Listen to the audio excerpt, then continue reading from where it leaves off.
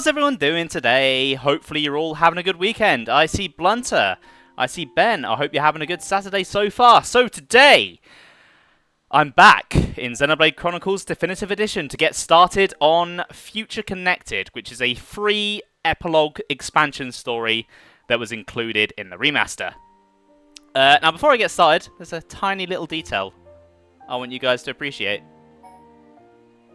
The extra story option on the menu is a different colour. It's blue for all the normal options because of the blue light of the Monado. And then it's orange on the extra story because of, well, something that we're going to see in the extra story. It is a new day indeed. Well, not for me. It's an 18-hour-old day at this point. Well, I suppose I was sleeping for the first 8 hours of that. So yeah, Future Connected is much like Torna and Future Redeemed, essentially its own game.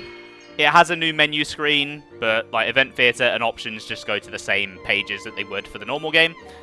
And then the same thing about the title screen colour is here as well, just in reverse. So, before I get started on Future Connected, I would like to re-elaborate what I said when I announced I'd be playing it. I was not the biggest fan of this when I first experienced it. I went in with perhaps too high expectations.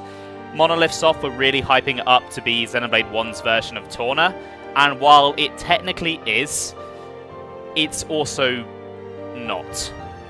But I'm going into this now, having played it before, knowing exactly what it is, and also having played Xenoblade 3, the game that it's supposed to be setting up. And having loved Xenoblade 3 as well, because, you know, really good game. So I'm interested to see if my opinion on this ends up changing at all. But if it doesn't, I guess that's cool too. That's enough rambling. Let's jump into things.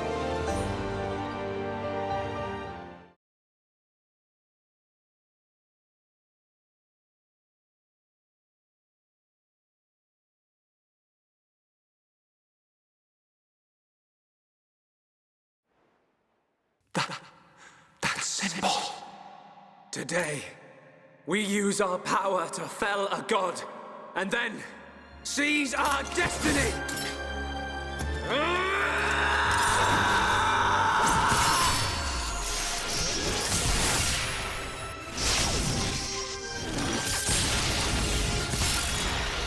All that I am is fading. The memory of a god's existence, born from the chaos of creation. It is vanishing.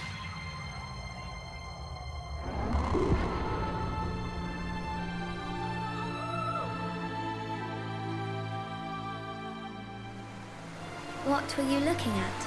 The sea? I wasn't looking at anything in particular. If anything, Fiora, I was thinking. Thinking about the future that awaits us all.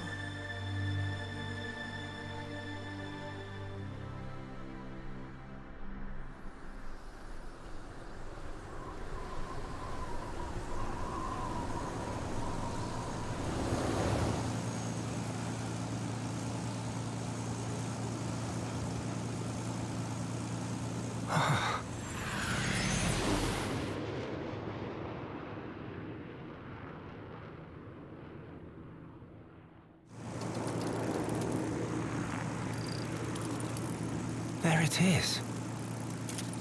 Melia, we're in sight of Alchemar. All right, I'm on my way.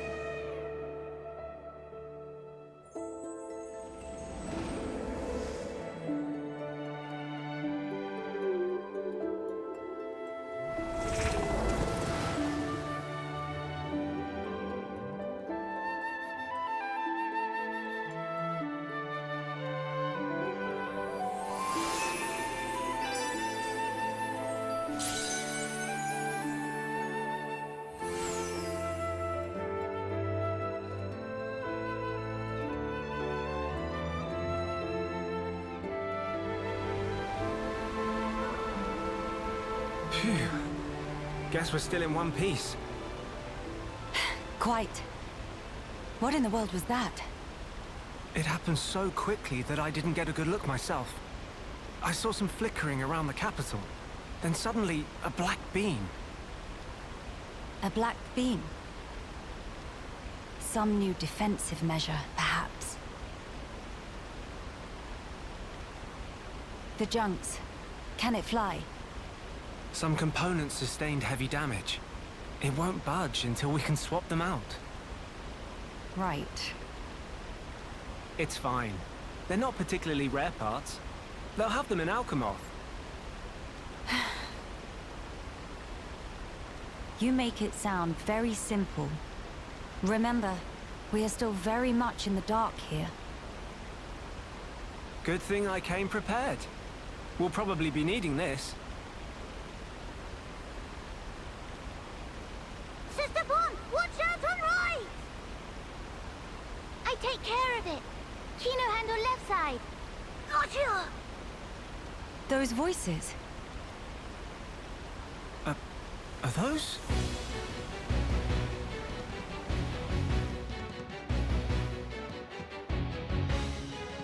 It's Kino and Nene.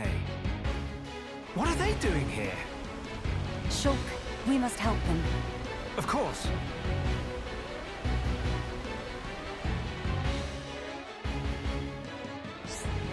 So, did that opening cutscene remind anyone else of a certain other Xenoblade game? Or is it just me that gets X vibes from watching that Telethia fly over? So, gameplay differences. Some elements of this new adventure are very different from the adventure so far. The most major points will be introduced on the following pages. As you progress through the adventure, instead of chain attacks, you will unlock an all-new system for performing all-out attacks. You will still require a segment of the gauge to revive fallen allies. In the new adventure, Shulk has lost his power to see visions. This calls for more caution than before when it comes to your enemy's most powerful attacks. Some abilities will battle in ways not present before. The skill tree system has been removed. There are further changes, so keep an eye out for them as you play. So, I think calling these changes is very generous, because they haven't replaced most of these with anything. They've cut visions out, they've cut skills out. There are a replacement for chain attacks, but I'm going to be honest, they ain't great. So we're off to a bad start here, because it's removed a lot of things I actually did like about the battle system, and left it feeling very, very, very basic. But while I'm sat here bitching, some Nopon are about to die, so I should probably go and save them.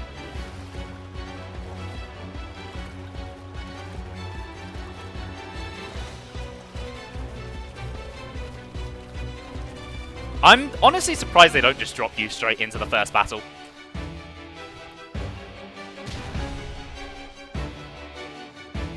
Who next in line to get face full of mild down? Anyone so much as breathe this way, rifle of Kino go blah blah blah!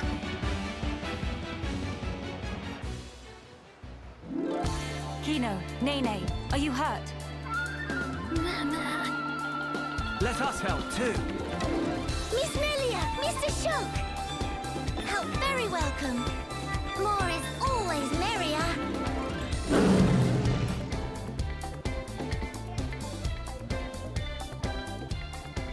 If there's one thing Xenoblade expansions always do well, and Future Connectors is no exception, it's amazing battle themes. Listen to this.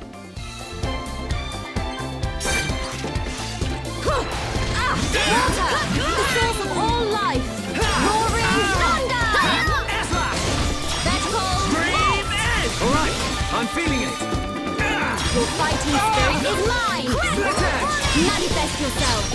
Let us move in for the kill. How's that? Sure, your skill is captivating. Just remember, Kino, who will be hero one. Everyone, let's go! Backslash! Manifest yourself. Water, the source of all life. Sure. That attack almost hero form level. Everyone, let's go! Manifest yourself. I'd rather add poison and excellent show.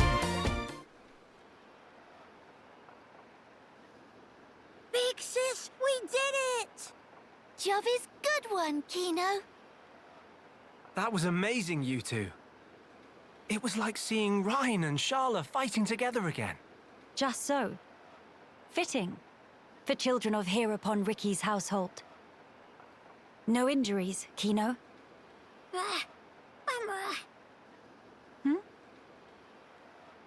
very, very sorry. Kino, not so good with strangers. Oh, really?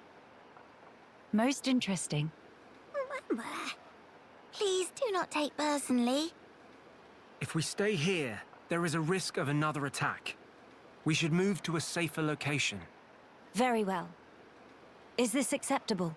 Plenty acceptable. Right. Let's go.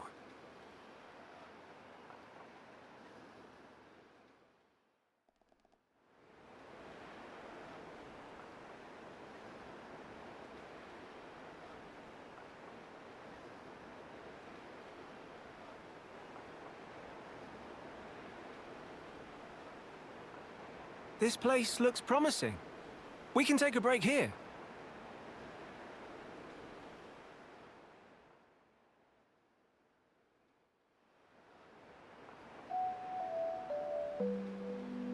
So tell us, what were you two doing out there?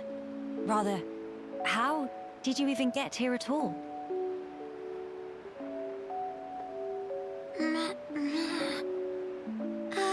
About that.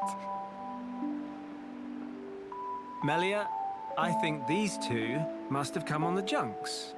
What?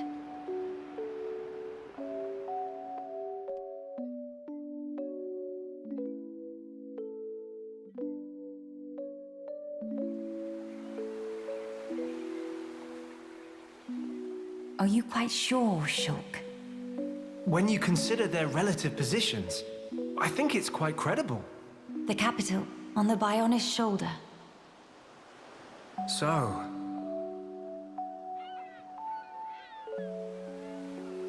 Ah. So that is where the junks comes in then. I appreciate it. But even though we won peace with Zanz's defeat, the rebuilding continues. Much remains to be done. I realize that. And I also know that you've been putting in every effort. So why then? If the capital is on the shoulder, there are people there. I thought you'd want to go. Shulk. That's... We could be there and back in less than half a day. Mama? Me.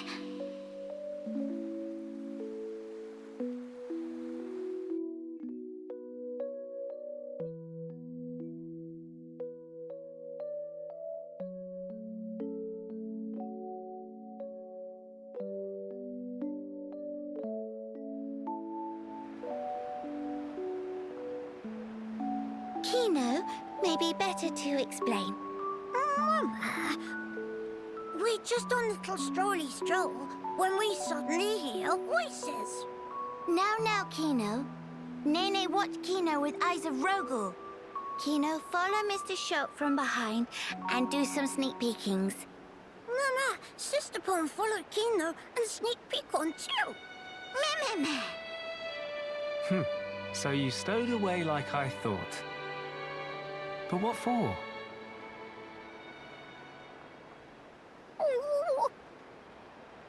Kino always look up to Dedapon. Want to become mighty Heropon too. I'm certain Ricky would be most proud. But how did that lead to you boarding our vessel? He see opportunity to help people who in trouble. That way can become friends with people everywhere. Mighty Heropon make friends with every toe step. Or so Dedapon say, at least. I see. That does explain things. Many sorries. Is not fault of Sister Pon. He's not scored Nene. Fault is of Kino only. Kino. Sincere sorries. Kino wanted to repay debt. Dad upon and Mom upon take Kino in when Kino all alone. You were alone? Is truth. One day, out of blue, Dad upon bring Kino home. Said, here is Brother Pon.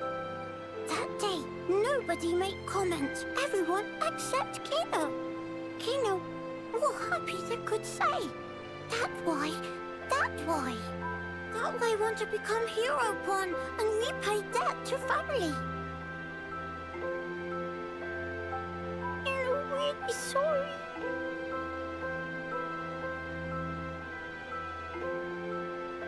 Kino, you do your family honor.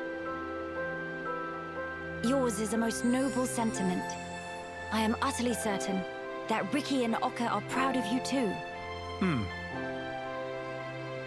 Actually, Melia and I are in a bit of trouble right now. We could use the help. For really? Uh-huh. Oh, Kino must. You really twist wing. But fine, we'll allow to be sidekicks of Kino. Kino? Wrong word. Supposed to say friends.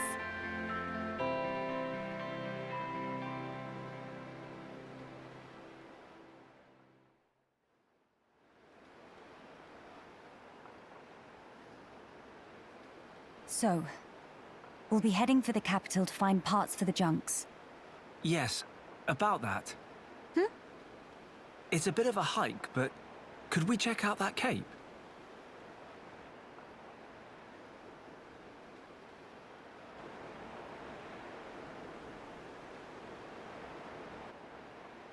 Explain.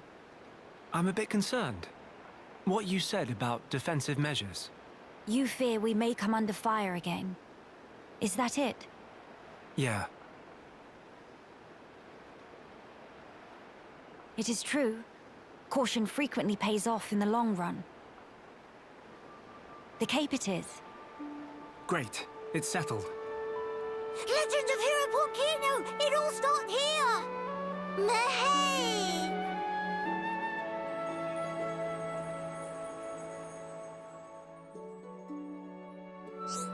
I love Kino and Nene. They're adorable.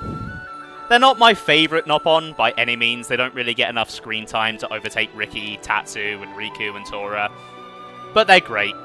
And by just being here, they improve Ricky's character without him even being in the DLC. The fact that he just takes Kino in without any questions is just so good of him. Ricky is the bestest boy. In fact, him taking Kino in like that is actually somewhat of a reference to a heart-to-heart in the base game that I wasn't able to show. It's between Ricky and Shulk, and basically as soon as Ricky finds out that Shulk doesn't have any parents, he immediately offers to adopt Shulk. Ricky's a great boy. Now, Kino and Nene are technically 2 new party members. So you're probably thinking, ooh, this is the best part of the stream when Ben gets to spew his Xenoblade knowledge onto the screen and explain how the characters work. But sorry to disappoint you. There's going to be none of that, because they're just Ryan and Sharla. Literally, as Shulk said, they fight exactly the same as Ryan and Sharla. Nene fights like Ryan, Kino fights like Sharla. They're slightly different due to just changes in the battle system and changes in the overall party composition. There aren't any other tanks to overshadow Nene, so she tends to stay as a tank unlike Ryan. And with skills and stuff being cut down, healing is a lot more useful, so Kino's not quite as useless as Sharla, but a lot of the same problems she has are problems he has. Now this area, Bionis Shoulder, is the left shoulder of the Bionis, and is kind of in the opposite situation to Valak Mountain. It was constantly in view of the sun, and so has a very verdant and green climate. It was also made of the same floating rock material that Era C was, which is why it's still standing even after the Bionis itself collapsed. Bionis Shoulder is actually a cut beta area from the base game. I'm not exactly sure where it was supposed to be. My theory is between Magna Forest and Era C, as that transition between those 2 areas has always been a bit weird. But it's very cool that they repurposed it and reused it.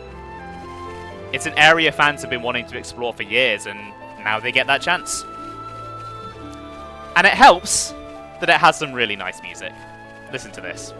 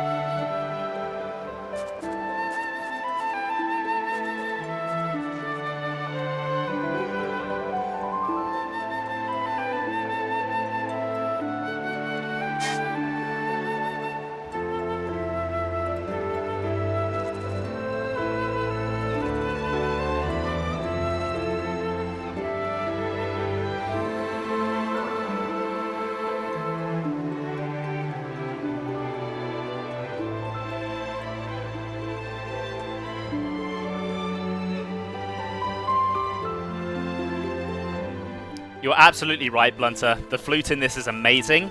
And it just so happens that this expansion is setting up Xenoblade 3. So I don't think that flute is a coincidence. And yeah, as you say, Ben, it's really cool when unused content gets reused like this. It not only allows all the hard work put into it in the first place to not go to waste, it's just neat to see it come back. You'll also notice that everyone's level is around level 60. We ain't starting from level 1. Summon Aqua! Shield! Flaring flames of absolute! So this is the legendary Monado. Summon Copy! Crackle! Bullet! Bolt! Summon Aqua! Healing ether! Flowing through me! I'm feeling it! Vertical! Bolt! Let us move in for the kill! Summon Earth! Manifest yourself! Healing bullet! Summon Aqua!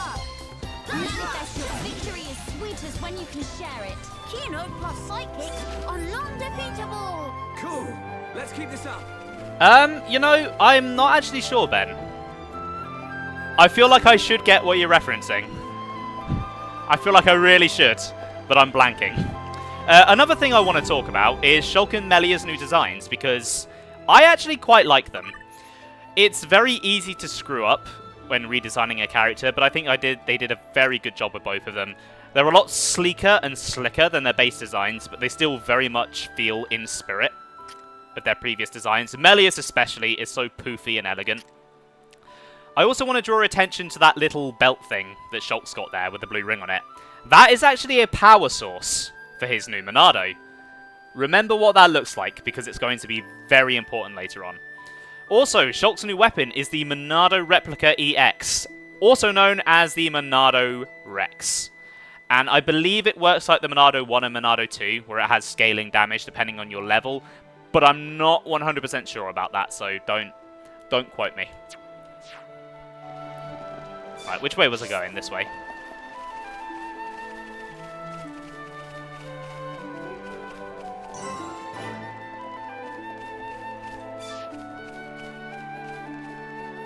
Yeah, I think personally they've done a really good job of touching up Bionis Shoulder. It's probably the one part of the game I have absolutely no criticisms of. It might just be my favourite area in Xenoblade 1. Hidden Palace, so... yeah.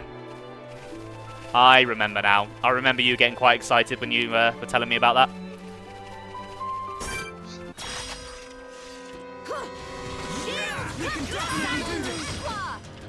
Succumb to the power of Earth!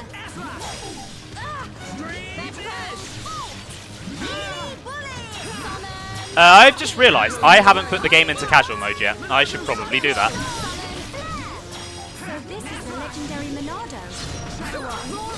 Especially because Future Connected can get quite hard at times. It has a lot of level spikes. And without having skills and stuff, it's harder to just counter them. Not hidden anymore, Palace Zone.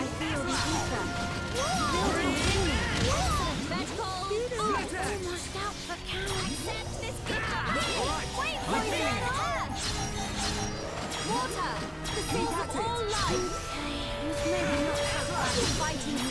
mine!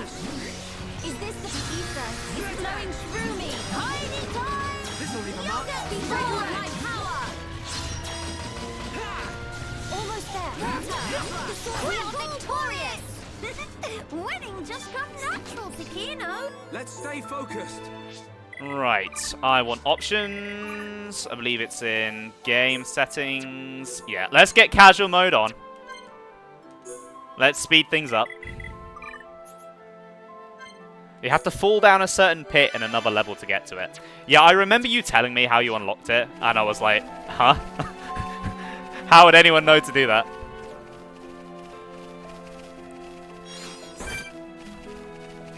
Summon Aqua! Succumb to the power of Aqua! Impulse! Roaring Thunder! Crackle Bullet! Life outside my world is not easy. Winning just comes natural to Kino! Nice job. Right, I do want to try and fight as many enemies as possible just to try and offset the level curve somewhat. Now you shall witness our power! Everyone, do your best. So this is the legendary Monado. Kino! Roaring Thunder! Blaze of Absolution!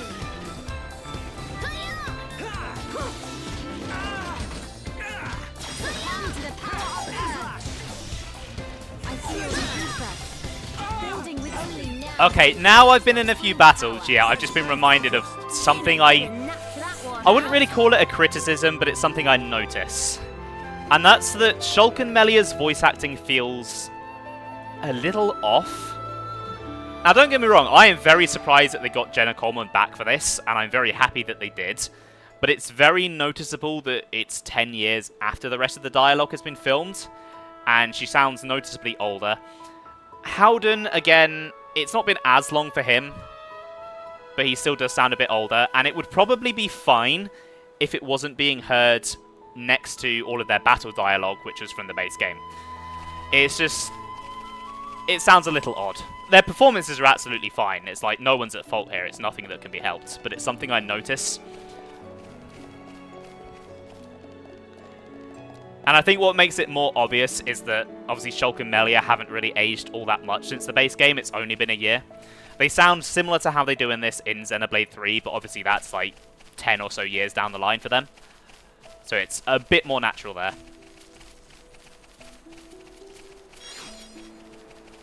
And this was something that it took me a little while to get over when I first played this. Though I am kind of more used to it now.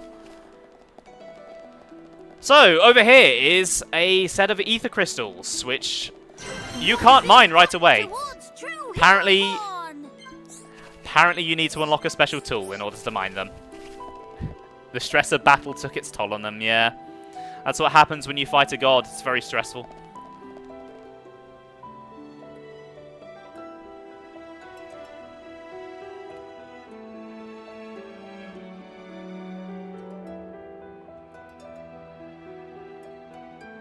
Many bird people here. Are there really? Only high Entia living here. Ho there, strangers.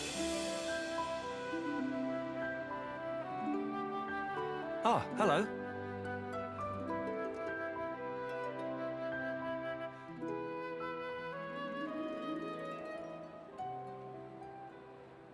I see. You've had a rough time of it.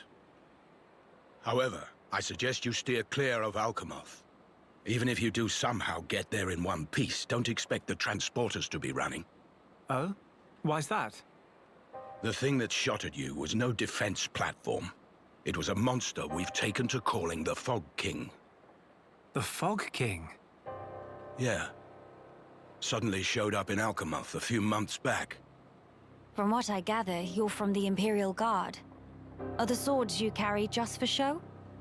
Taking a sword to it is folly. It laughs at our attacks. It's like hacking at smoke. Blows pass clean through it. Must be Ghost. Ghost not shoot beams, dum-dum. So that's why you call it the Fog King? We fought in defense of our home. We were ready to die, and many of us did. But in the end, it won us nothing at all. The Fog King's attacks tore into us hard. Eventually, we gathered the High Entia and anyone else we found, and gave up the capital, so that we might live. How awful. My grieving heart belongs there. Our heartland, our capital. Yet I cannot even mourn it.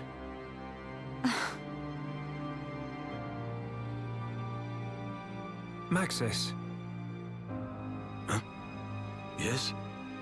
please, you have to tell us how to get inside. Shulk, be serious. Boy, are you hard of hearing? I heard you. Then you should know better. No matter the situation, we have to go. If I fix the junks, we can all leave this place. Then, once we're in Colony 9, we can make plans to retake Alchemoth. No point. Why not? Shulk, do you think we took all that lying down? Huh? We're not stupid, you know. We did all we could. It's true. I want to go home. But that's a dream that won't come to pass, and it already cost too many lives. Maxis. I understand where you're coming from. Still, I have to be blunt with you. Let it go.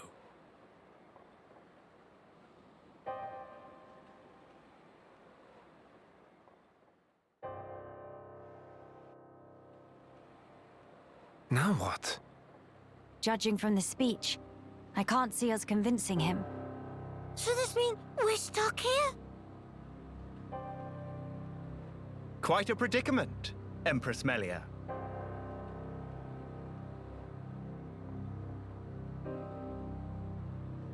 Who are you? How do you know my name? I humbly beg your pardon. Gael'gar, at your Majesty's service. Formerly of the Personal Protection Division of the Alchemoth Guard Regiment. Is that so? Then the pardon is mine to beg, Sir Gael'gar.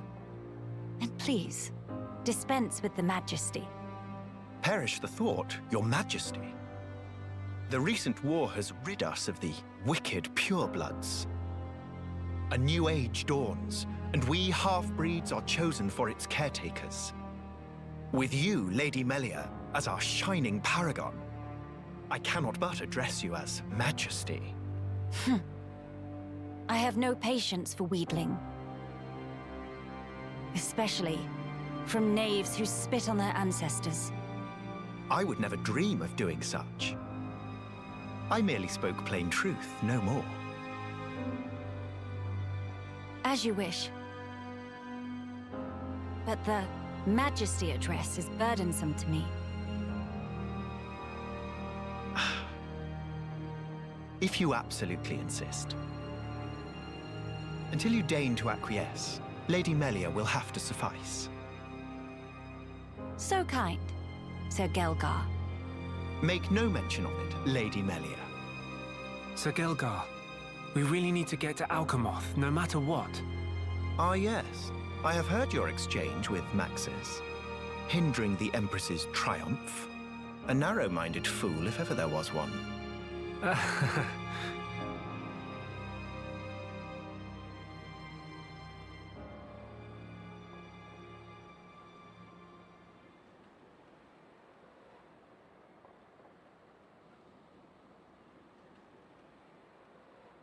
To begin the authentication process, one must raise their hand to the transporter.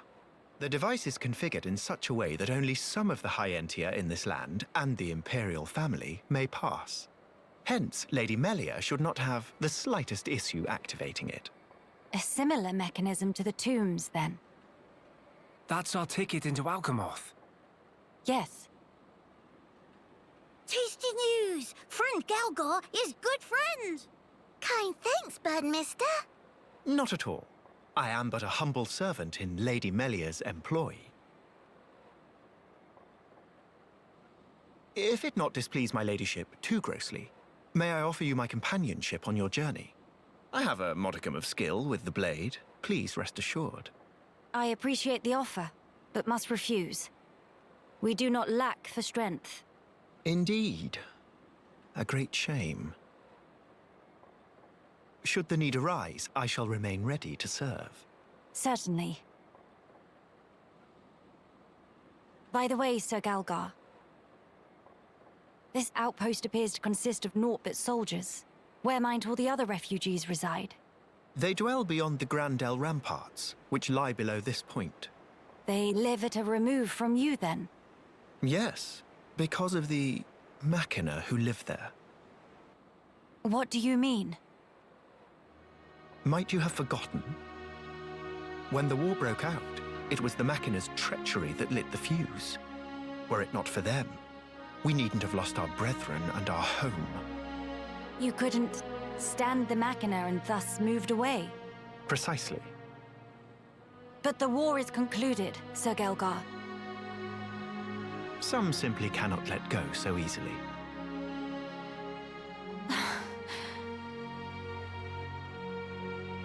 Melia, shall we go see for ourselves? Ah, yes. Very well. Sir Gael'gar, we will take our leave of you now. Do please take care of yourselves. You'll find passage to the capital through the Cragmore Caverns.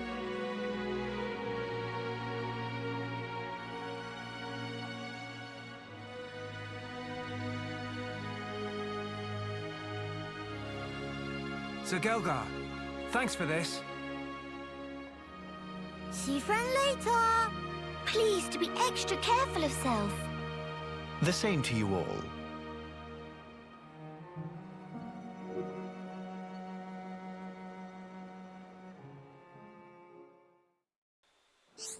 Ugh, this guy. Oh, I don't like Gael'gar. Gael'gar is the worst. I hate him so much. Yeah, 100% a villain. Even though that's technically spoilers to confirm that. Yeah, he sucks. He's the worst. Visiting the shop, so you can buy weapons with armor in shops to help your journey go smoother. In this chapter of your adventure, you will not find armor among the spoils for defeating monsters, but you may find weapons that differ from what shops have on offer. There's no lack of people having problems on the Bionis Shoulder. Through completing the quest they give you, you'll obtain rewards such as money and equipment in new color variations suitable for use as cosmetics. So, I think there is a quest to get the thing to mine this, and I'm assuming it's probably Gran Dell here. Hello there! How would you feel about assisting me in my research? Come now, don't make those faces, it's an easy task, I swear. I'll take the grimaces happily, ma'am, shall I? See, I developed this tool for exploiting ether deposits, a common ether pick if you will, and I'd like you to test it out. You're still looking uncertain. Struck dumb by my apparent genius?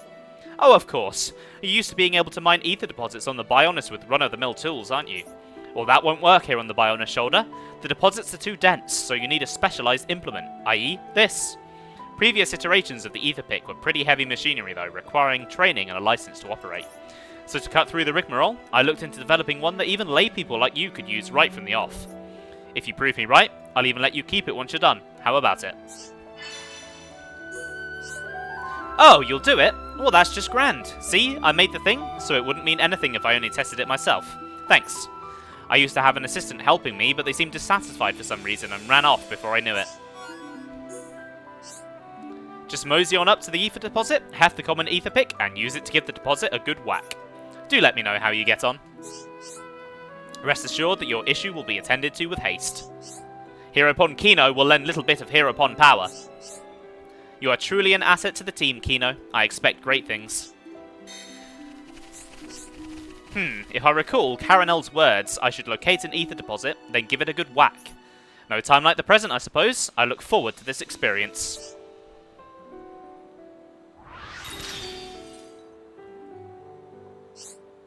Well, that didn't sound too good. What? What just happened? Gran Dell? Hey. Thanks for that. I have to say, I didn't expect it to break so easily, though. Right, give it here for a minute. I see, I see. So the problem is durability. Alright. Due to the higher ether density on the Bionis Shoulder, it seems it crystallizes into a form that's perfect for gems. Just reinforcing the pick isn't likely to improve the yield in practice. Thank you all. This has been a valuable learning opportunity. I feel like I can take my research to the next level now. I did want you to have the common ether pick as thanks, but now that it's broken, it won't really do, will it? Well, that's too bad. I'll just have to give you the old retail model instead. Like I said, it's got its kinks, so it requires a trained hand, but it's better than nothing, right?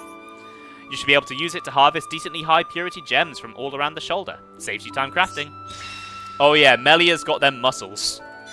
She got buffed before Rex made it cool.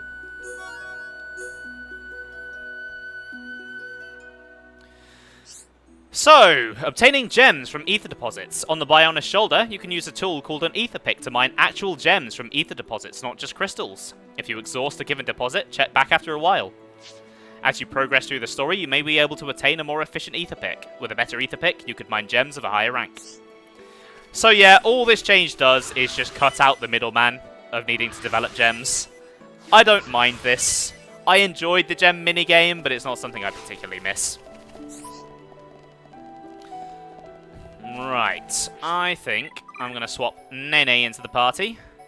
Get rid of Shulk for the time being. He's only the main character, we don't need him around.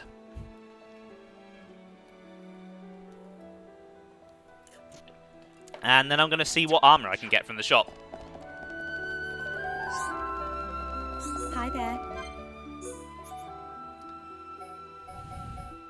So, that looks pretty good for Melia. I don't have that much money, though.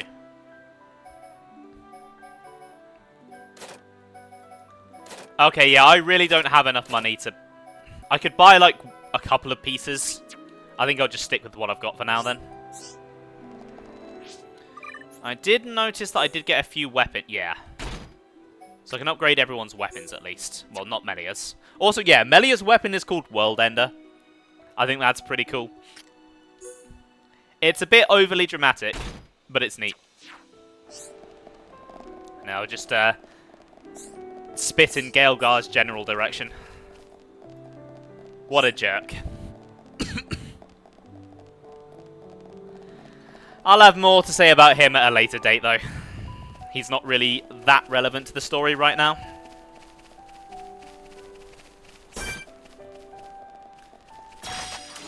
Nene, hungry for action. So, there is a slight difference between Nene and Ryan. All of her arts have slightly different names, and that applies to Kino and Shala as well. Doesn't really mean anything, I think it's just neat. Melia didn't strike you as the overly dramatic weapon type. Yeah, it's not really what you'd expect from her, but I do like it.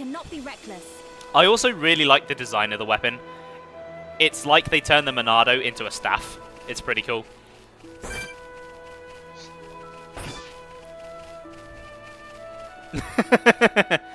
See, her having a weapon named World Ender makes sense for what... Let's just say it'll make sense in Xenoblade 3. She just has it slightly earlier than it would make sense. Yes, we will meet that person. I am very much looking forward to meeting that person.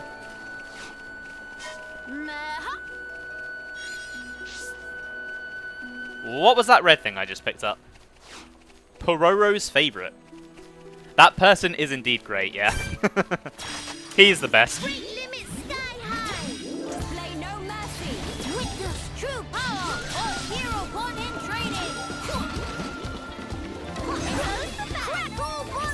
Strength is the genuine article. Kino plus psychics are non-defeatable.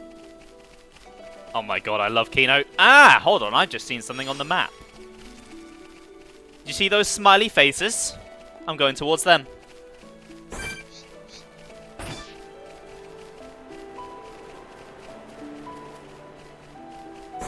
Right, I might have to fight this Antol. Nene, hungry for action. I expect nothing short of our very best. Witness true power of hero born in training. Nene, crackle bullet. Taste of this. Oh, hello. So, you'll notice that all of the enemy names are a bit out of place. This is a Machna Ansel. We ain't in Machna Forest. All of the enemies are pulled from other areas of the game, and I don't just mean in terms of models, I mean in terms of relative stats to their level and names and just everything. I do kind of wish that at least given them unique names to fit the area, but it's not a massive deal. I guess the implication is, after the Bionis collapsed, a bunch of life just kind of ended up here.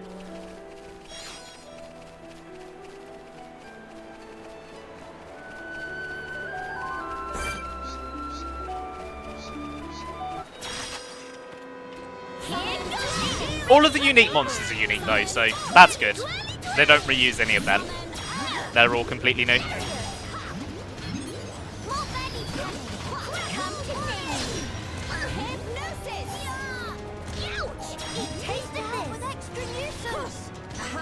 The weak spot. Miss Melia! Nene give aid for effort. Just remember, it's Kino who will be hero born. Things are going to plan. Eat taste of this. Hiya! On ground, now! Crackle bullet! Nene ready and able. Healing bullet! Hiya! How that? Okay, just the Ansel left. Just remember, it's Kino who will be hero born. But good, it's good. Very good. Nene's starting to get toasty.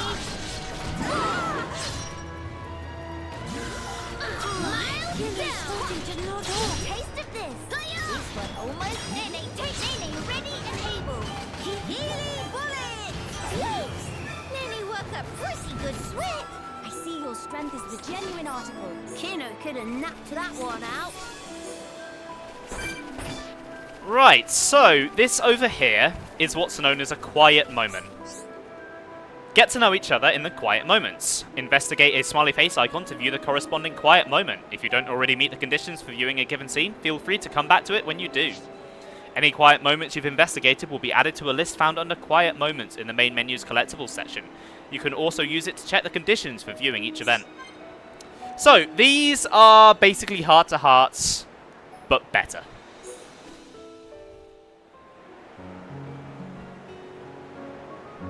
These flowers, don't they smell heavenly? Miss Melia is big fan of flowers? Yes, because of my mother. When I was young, she often asked for my help with the villa's flower beds. How about you, Nene? Nene also loves flowers very much. I see. Then we have something in common. Before, when I spoke of them to a Homs friend, she said flowers are nice, but nothing beats a warm dinner. I got no understanding from her. Finally, fate sent me someone I can communicate with. What Miss Melia say about dinner? Oh, just talking to myself. The dinner part wasn't really relevant. But Nene big fan of dinner too. Most of all, pollen orbs from factory in Frontier Village. They so very soft and so yummy scrummy. Look, that's not... Hold on. Meme? When you said you love flowers, did you mean as a foodstuff? Me? There is meaning other than? Ugh, I should have known. You're one of them. Nene, listen. Flowers are not simply special because they can be eaten. We can admire their beauty, or use them to create ornaments and works of art. And that is a great part of their charm. Ornaments. Meme! Oh yes, Nene remember. Long ago Dedapon make Mamapon flower crown for giver's gift. Ricky did that. That Nopon has hidden depths. In any case, I would like it if you also had an interest in inedible flowers. If you did, then you too, just like your mother in her own day, may know the joy she felt. Okay, the next time Nene finds flowers that cannot eat, Nene will make pretty flower crown for Miss Melia. Huh? To eyes and Nene, Miss Melia look most bestest in blue. What think? While I appreciate the offer greatly, weren't you originally of the regarding flowers as food persuasion? Meh? If you make pollen orbs from not eatable flowers, they bitter and not tasty. Yes, a fair point. It is just as you say. So Nopon see different but equal value in flowers depending on whether they're edible.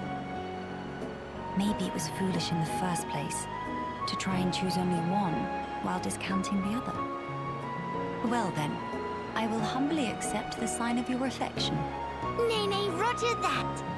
And yet, why do it for me? Won't Kino and Shulk feel left out? There is very good reason. Nay just want to see smiling face of Miss Melia, bright as sun rays. Oh my. Mimi? Something wrong? Nay, not say anything weird. No, not at all. It was just how sincerely you said it. I should take a leaf out of your book. Meh? Precious Nene, I look forward to the gift. Nay, pull out all stops. Although, I would feel a bit awkward were I the only one to wear one. Why don't we make them together and exchange them afterwards? Mimi? That sound wonder marvelicious. Is deal. No, in fact, is unbreakable promise. Yes, naturally.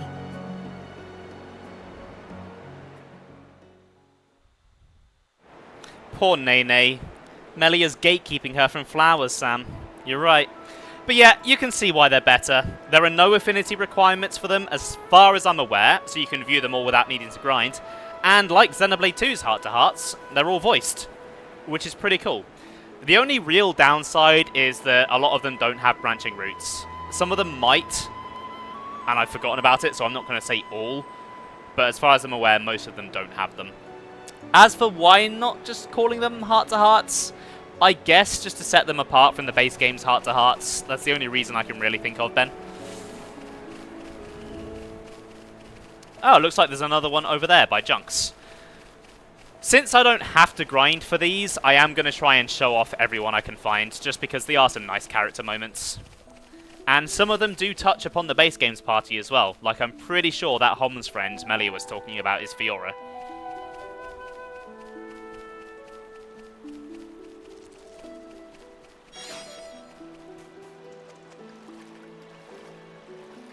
Okay, I get the feeling this one might be locked until later in the story.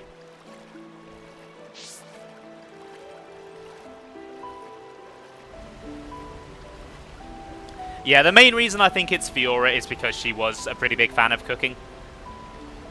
Whereas Sharla, I don't think ever really talks about it that much. Okay, yeah, that one's later in the story. Can't do that one just yet.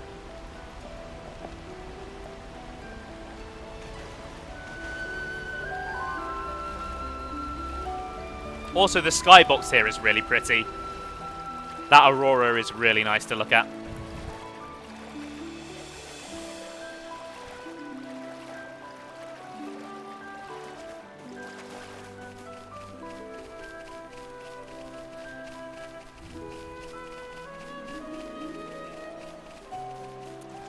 Ah, I spy an important looking Nopon over there. I think I know who this is. I think I remember.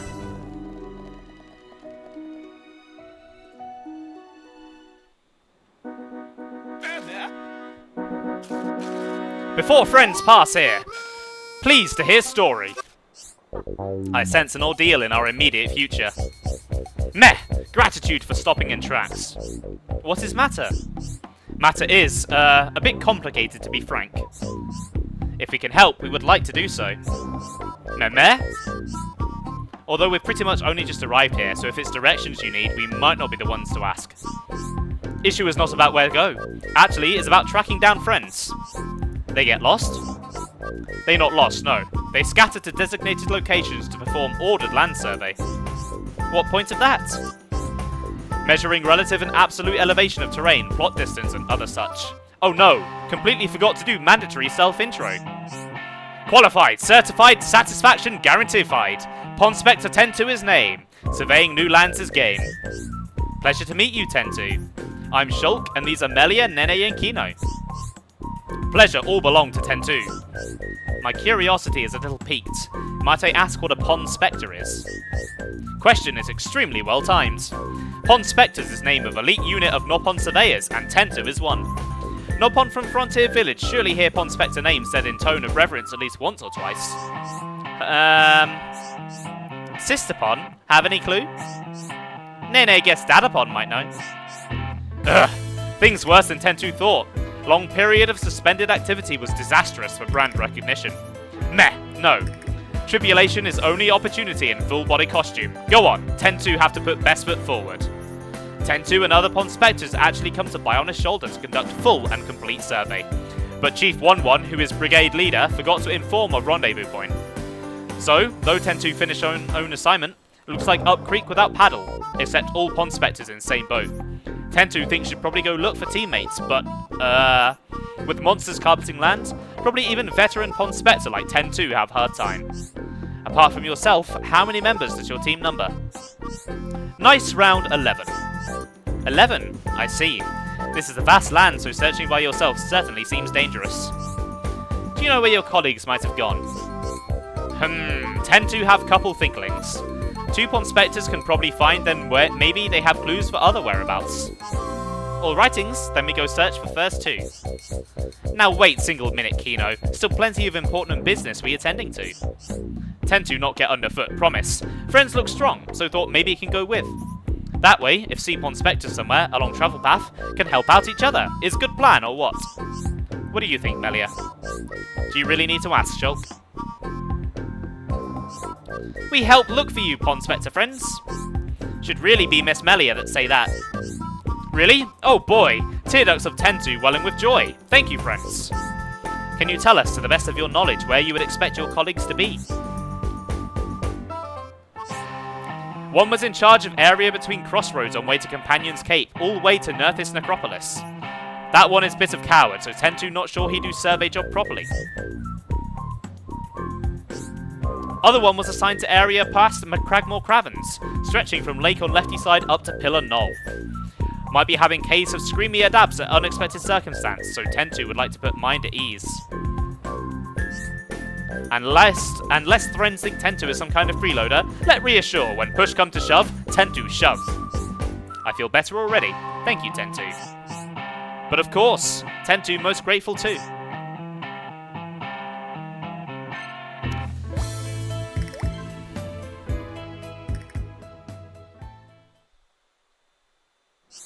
So, the Pond Spectres are the replacement for chain attacks. The Pond Spectres are an elite band of surveyors from Frontier Village, split between red, blue and yellow teams. If you can befriend members from all 3 teams, Shulk and his friends will gain access to a new kind of special attack, so try to seek them out whenever possible. The full Pond Spectre Brigade numbers 12 members. When you recruit one, they may tip you off to the location of others. Locations you've heard of are marked on the map with a flag. Pond Spectres on the Bionis Shoulder have issues they struggle with. Resolve those issues for them to gain their help in your quest. In the collectibles section of the main menu, you can access the Pond Spectre report to learn more about the Pond Spectres you have befriended up until that point. So, I have mixed thoughts on the Pond Spectres. I like their quest. I like that you are directly rewarded for exploring by becoming stronger, and not in a middleman kind of way. You don't like get tools and stuff to make you stronger. Everyone you find, you just, those special attacks outright get stronger. That said, they ain't chain attacks, and I love chain attacks, and they're just nowhere near as good. Again, I will be trying to find every Pond Spectre I can. I won't necessarily be doing all of them, because if I recall, some of them are quite hard to find. But I might as well go back and get this one over here, because it's right by a landmark I have.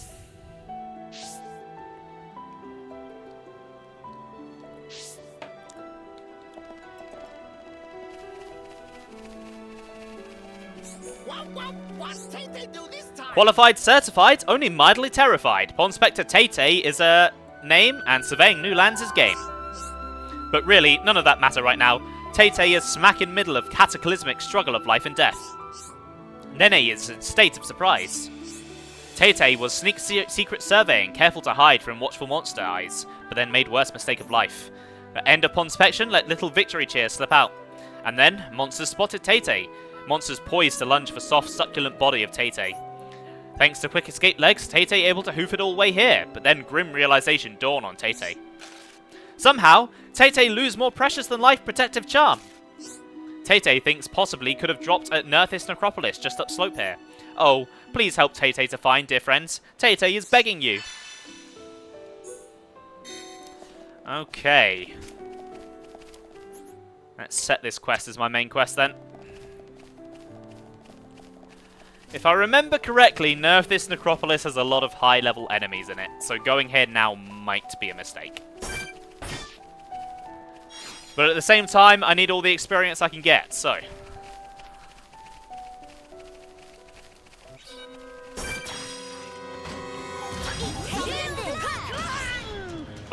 Oh, okay, here's the tutorial for Pond Spectres. In battle against enemies, Pond Spectres will jump in to help Shulk and his friends on their own initiative. Each Pond Spectre has a signature move, healing the party, debuffing the enemies, and so on. Red team have an offensive signature move, blue team mostly have a healing signature move, but not all of them. Yellow team have a debuffing signature move. If you perform well in battle, start affinity, burst affinity, etc. by pressing B at the right time, the Pond Spectres may enter a state of high tension. Pond Spectres in a state of high tension will join in the battle with all their strength and with no slacking off. High tension will wear off with time, returning to the usual state. So, Pond Spectres, every single one of them you collect is just in the overworld with you. Which is kind of nuts. Because you can end up with like 12 knock-on running around all over the place. Let us hurry onwards. Kino could have napped that one It is out. very satisfying to get a large squad following you around, I will admit. I'm gathering an army, oh yeah. Very fitting that I played Pikmin last week. Because it's basically Pikmin, but with knock-on.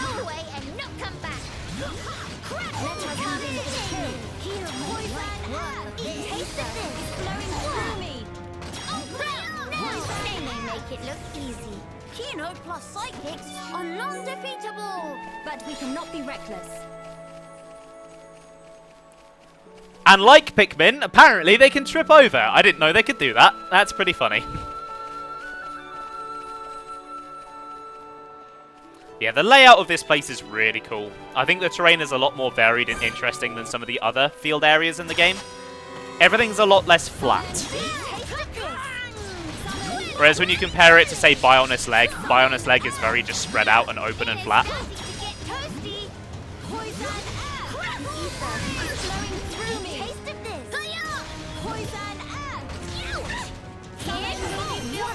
Although, I'm not sure how much of this was part of the map originally, and how much has been added for Future Connected, because I've never actually seen the original map myself. Yeah, that's the difference between being developed for the Switch rather than the Wii. They can do a lot more with it.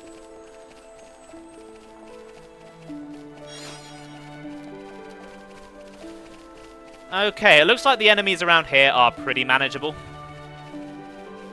Also, look at that view. That's a pretty great view.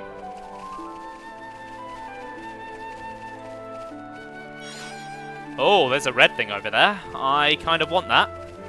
That might come in handy. It's probably for a quest or so. Oh, hello. You want a piece of me, do you?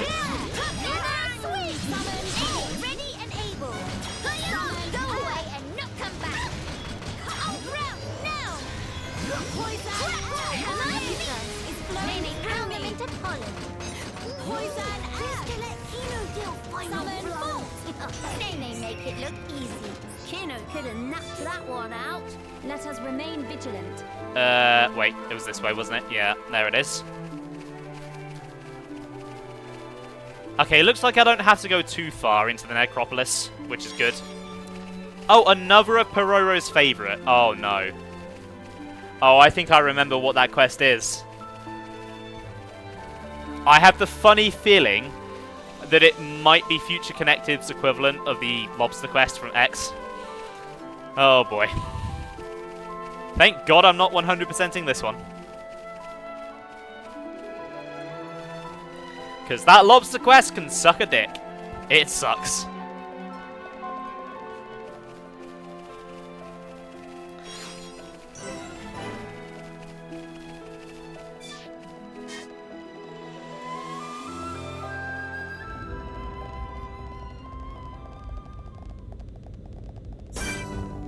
Okay.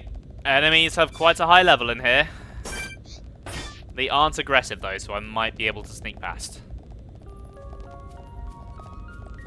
Oh boy. Don't mind me. Don't mind me. I'm not here. I'm invisible.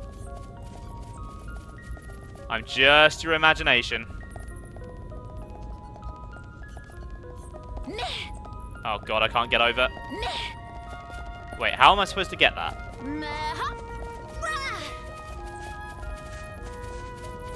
Okay, I can go this way. Can I? Yes, I can. Right, got it. Right, let's go back to Tay-Tay then. See, Melia doesn't count. Hey, Aqua! Thank you for the raid. How was the end of your stream? There we go. How's everyone who's come with Aqua doing today? Hoo-hoo! Friends found! Oh, it's happiest day of life of Tay-Tay. Tay-Tay was start to be afraid would have dangerous bad luck forever.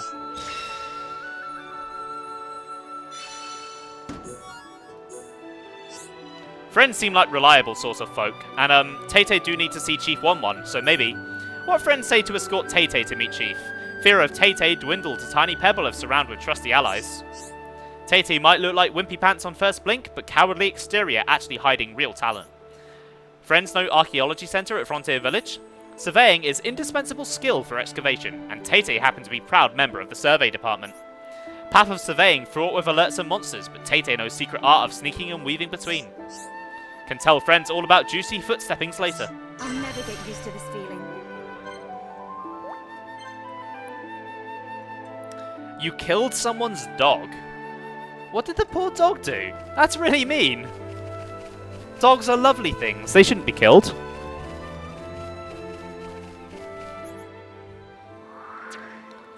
Oh god damn it, there's not a landmark by the caverns. I've got to walk back over.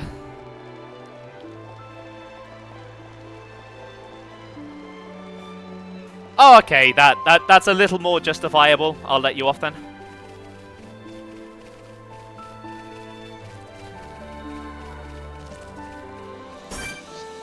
Is that red one a unique monster?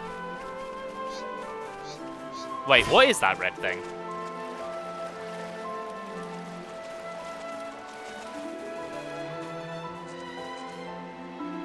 What is this? Is that part of a quest or something? I don't remember what that is.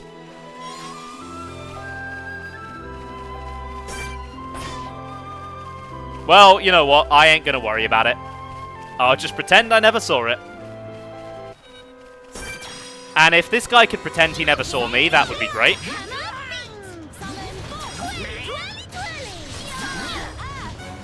But I guess he doesn't like that idea, so I'm gonna have to kill him. Maybe a Korok is hidden there. Could be, actually, yeah. I mean, we are on a flying island, so you could argue that this is Tears of the Kingdom.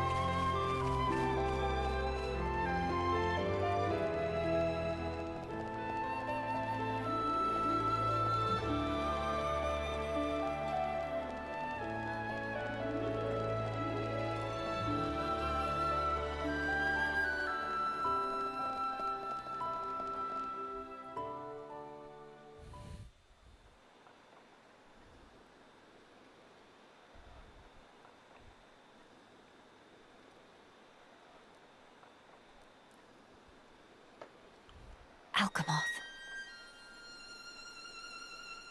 You okay? Miss Melly, what's wrong? Is tummy hurty? No, nothing like that. I'm just remembering what we heard at Companion's Cape. I have been mistaken in my thinking. The war is over and peace has been restored. We are rebuilding, slowly but steadily. I'd thought that with peace came happiness. Indeed, that even here, people would embrace it with open arms. But the reality is different.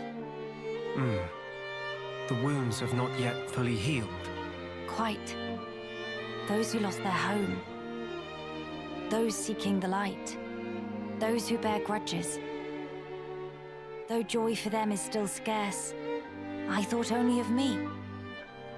But you didn't, not at all. The High Entier of Colony 9. Actually, everyone who remained. You worked hard for them. You, Dunban, and Atharon led by example. Just so that others could smile. Yes, yes, keep on happy, Hat.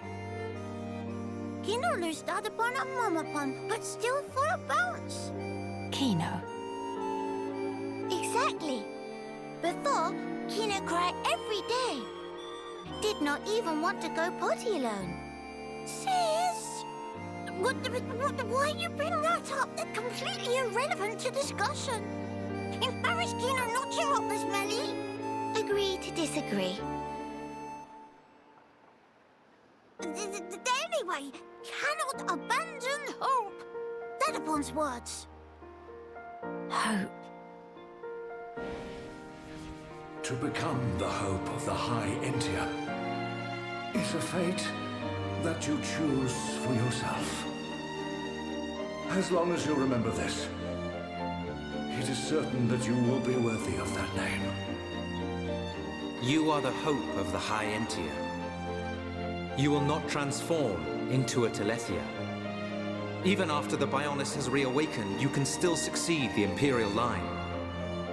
You have the power to end our suffering.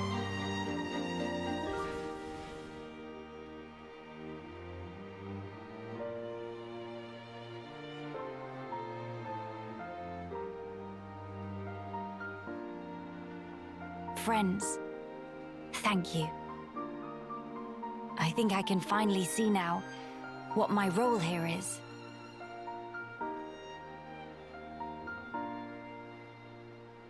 Onwards to Alchemoth.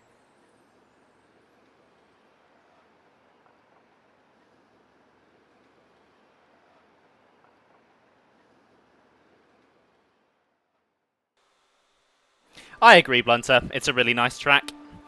Right. Looks like... Actually, no. I think that quiet moment might be up there. I might not be able to get that right now. There is an ether crystal, though, so I might as well go get that.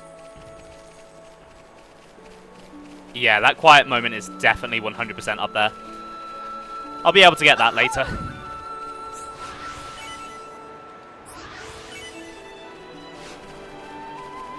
But, speaking of things I can get, there's a Pond Spectre down there. And every Pond Spectre that I get is a victory. I was trying to think of a pun with Nopon and victory, and my brain just did not want to process that. Evelyn. You might be noticing a trend with the Pond Spectre names here. Qualified, certified, but fully booked, so hands are tied. Pond Spectre Evelyn is name, surveying new lands is game. Dear oh dear oh dear. Ah, friends have impeccable timing. Evelyn in dire need of helping. Mare, what is cause of worryings? Survey for day was to finish, so Evelyn make to sit down on sitting spot over yonder for well-deserved snack break. Was just removing tasty morsel from knapsack when all of a sudden whoosh splash, meal thing plops straight into lake. All gone in single eye wink, like tears standing under waterfall. Wapole Sardi and Lake scoff down every last piece of hard-deserved foodage. But no ugly fish incur wrath of Evelyn and live to swim about it. Sardi will rule day it made enemy of Evelyn. Friends speak to Evelyn because felt urged to help Nopon in distress, right? Then please to avenge poor Evelyn. Right, I guess we're murdering some fish. How dare they eat something? Oh, I can't fight in the water. Okay, that is another slight difference between Kino and Nene and Shala and Ryan. They're short like Ricky, so they technically can't fight even in shallow water. Not that that comes up very often, but this is one of the few times it does.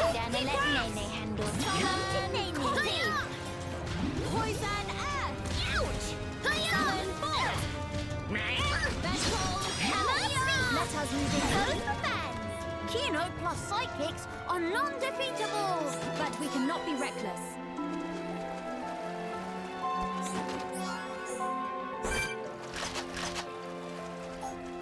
Okay, I'm going to have to lure this one over. Oi! Oi, mate, come here.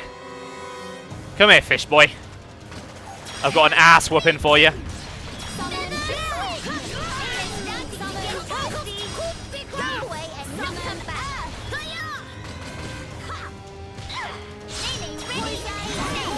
Did it just beach itself trying to kill me?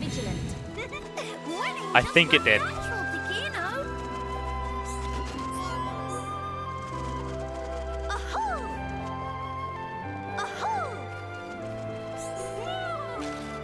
Meh.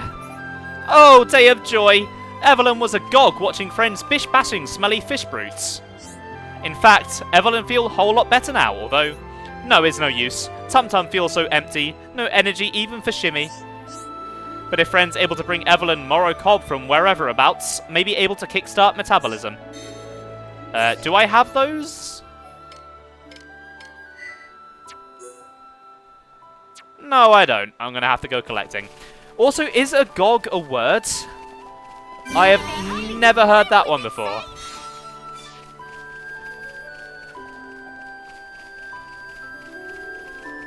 Right, thankfully, these cobs are right here.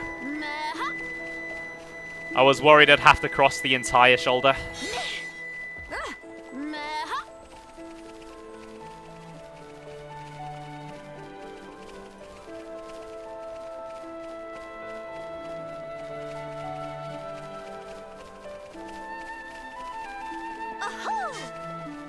Here you go, buddy. Ah, Morrow Cobs! So tasty! Can feel life flowing back into limbs. Thanks very much. Maybe all this herhaffle not so bad after all.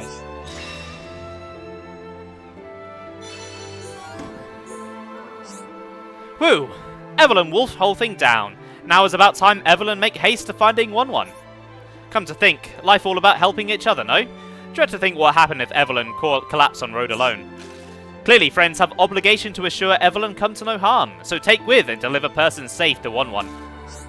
Though must say, made good survey progress today, like in days of old chief who established pond spectres, retired now. When 1-1 step in to take mantle, practically only ever do charity work for Frontier Village, no pond specting at all. Evelyn nearly forgotten was even pond spectre in first place. Okay, it's settled. Friends all ready to set off? Then it's time to deliver results of survey to Chief 1-1. Alright, that's 3 of 12. Meh? Friends want to know about other pond spectres? Not to spoil all fun, but Evelyn have one small idea. Try here.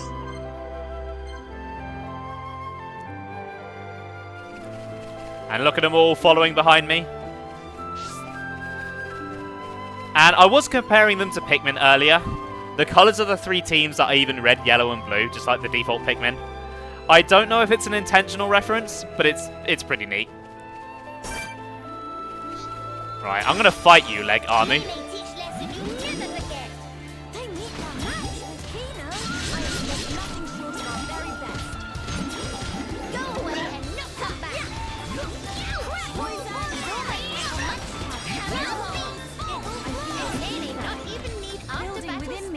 Let us remain vigilant. Winning just comes natural to Kino. Oh, you're gonna fight me, are you, mister? Okay. I guess I did just kill you, mate. So, you're probably pretty justified in fighting me.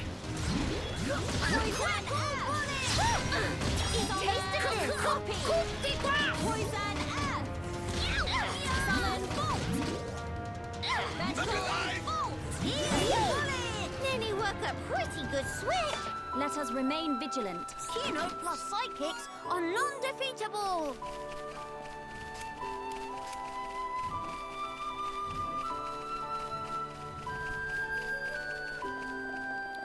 I really like this part of the Bionis Shoulder. I'm a big fan of an autumn aesthetic like this. And I appreciate that the shoulder has many different like biomes and stuff all over it. Every other area in the game tends to just have the one biome, like Bionis Leg is a green field, Satral Marsh is a swamp, Valet Mountain is a snowy mountain. But there's a bit more variety on the shoulder. It makes it extra fun to explore. Ah, speaking of exploring, I spy a quiet moment. I wonder if I can do this one.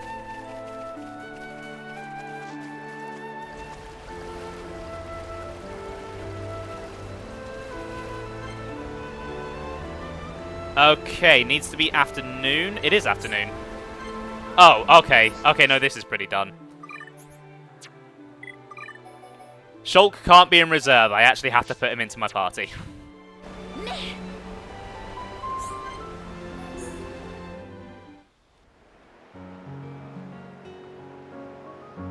So high up! It really is, isn't it? When stand on tippy edge, I'd go dizzy. Whoa! Kino, don't get too close to the edge. If you lose your footing, you could fall. Here is much safer.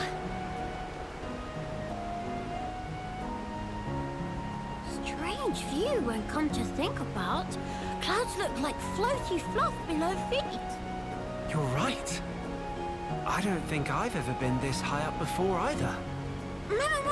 A moment. If clouds are in direction down, this continent floating even higher up than clouds. Exactly. It's floating much higher up than Frontier Village in Magna Forest. Or even Erith Sea. Strange, so strange. But why this island is floating higher than even clouds? I remember something from an old book. As I recall, the Bionis Shoulder was once inhabited by the Giants, a highly advanced race. There used to be many islands floating above Erith Sea, you know. Kino no. Teeny tiny islands floating in sky. Very fantastic view. The Giants. They could process and utilize hoverstone, a mineral with floating properties. Amazing! In Erith Sea, they gather so much hoverstone, it left up whole continent. Actually, you might have it backwards. Maybe they took hoverstone from here and transported it back to Erith Sea. Whoa! Elementary! Kino 220% agree. Of course, it's best to take all this with a grain of salt. Huh? Until now, no Homs, or even High Entia, have set foot on this continent. That's why the book's author might only be speculating about some aspects. No, it makes sense. Can be no mistaken theory of Shulk. Shulk really do know everything, just like Dad upon say. Oh no, I'm positive there are things I don't know. Dad upon say, friend Shulk is brainy smart, know everything. And also brave and cool, and could do anything if he put mind to it. Did he really? I'm actually a little embarrassed now. Nothing to be embarrassed about. It's only good thing. He also say Shulk is #1 sidekick of Dadapon.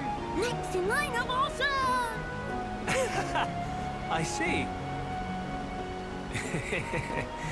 Good old Ricky.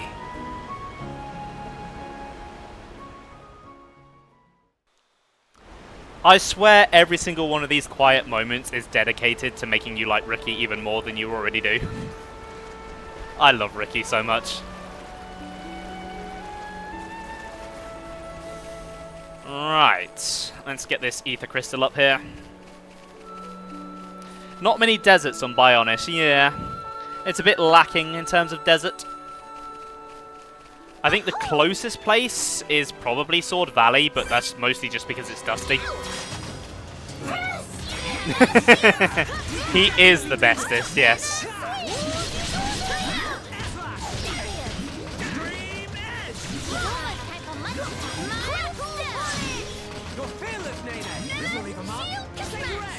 Nothing to it. Kino could have knocked that one out. Cool. Let's keep this up. Do you want a piece of me too? Yes, you do.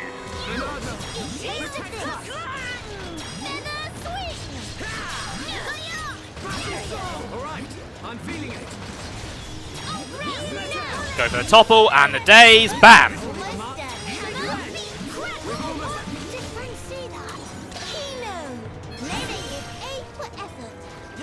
Nice going. Kino ready to go all in.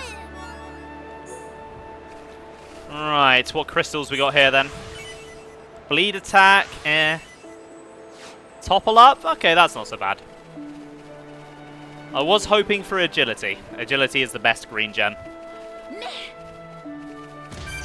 One big hop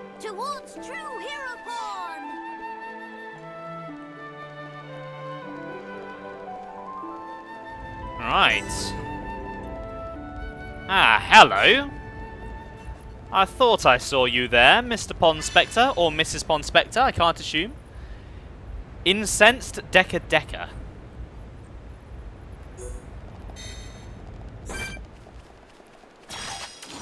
Nene, hungry for action. Everyone, do your best. Nene, take that. I'm really feeling it. Oh, I didn't realise Kino responded to that. Oh, that's adorable. Oh, I love him. Off Kino's feet. Big sis can get cuddle. Meh. But Nene tied too. Kino, you give cuddle first. Why don't I cuddle with you both? Meh. Much more better. Oh, that was adorable. Qualified, certified, uncontestified. Pond Spectre Decker his name. Surveying new lands his game. Decker really thought it was curtains for a moment there. Friend snatched life of Decker from jaws of death. When Decker finished surveying area, lit monster repellent incense that got from friend. But then monsters appear. It make no sense. Why on heck monsters not repel? Why attract? Meh. When Decker take whiff, realise it's actually monster attract incense. Friend must have put in by mistake. Or, this could be trial that fate posed for Decker to challenge resolve. Fate call on Decker to defeat monsters by own self. Meh. But Decker do nothing, just call for help from passers-by, disappoint himself. Well, in any case, thank friends for well-timed rescue. Decker not forget this kindness. I'm getting a lot of gems from this. By the by, did friends see Chief 1-1 somewhere maybe? Decker have to hand in survey results. Meh? 1-1 rise in ranks very quick. Was once rookie of team, but now chief already. Very unexpected. Must be recognition for excellent skill in pond specting. Decker must follow shining example. It's key tenet of Pond Spectre organisation that good effort always recognised and rewarded. Right, that's a third of the little buggers.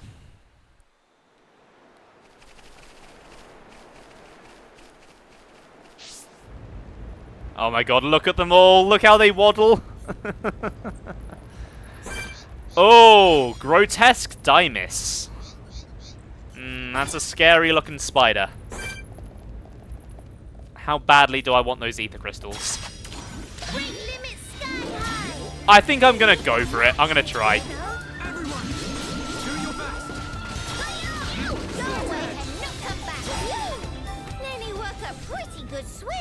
Kino plus psychics are non-defeatable. Right, it probably makes sense to try and take out the eggs first.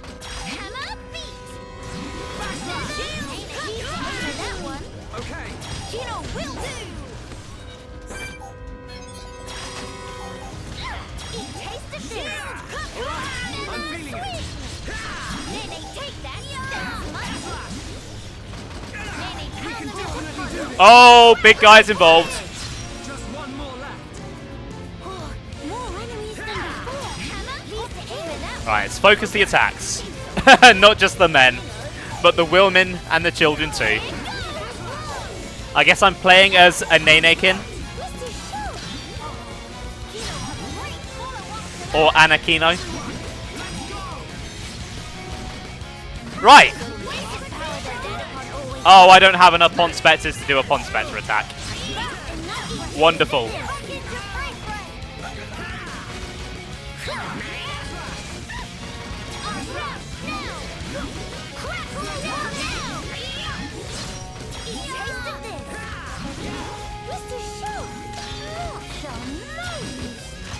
Okay, looks like Shulk has the aggro. That's not ideal.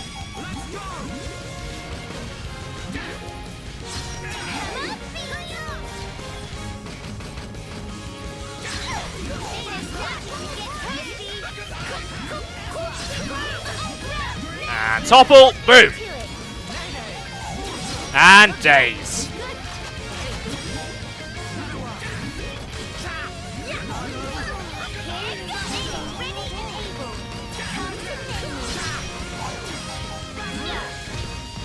Okay, I don't want to risk it. I don't want to jinx it. But I think I've got this.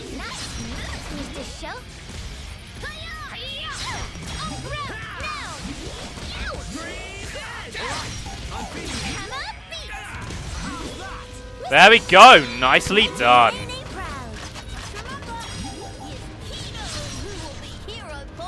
Everyone, let's go! Just got to kill this last baby. Kino plus sidekicks are non-defeatable. Nice job.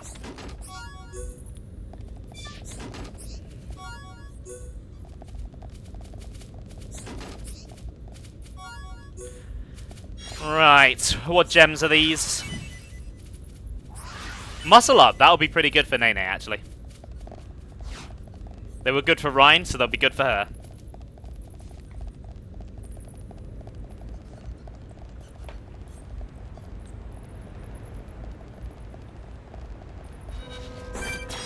You know, I actually think it is kind of adorable they take after fighting Sharla and Ryan. Because we saw in the ending to the base game that Ryan and Sharla hung out with Ricky quite a bit. Like, Ryan and Ricky clearly have a very good friendship. So clearly they hung out enough to hang out with Ricky's family, and Ricky's family obviously really liked them and took after them. Cool. Let's keep this up. Kino could have napped that one out. Now obviously gameplay-wise, it was a way to reuse their moveset without having to get their voice actors back. But I like that its justification is kind of adorable. Oh god damn it.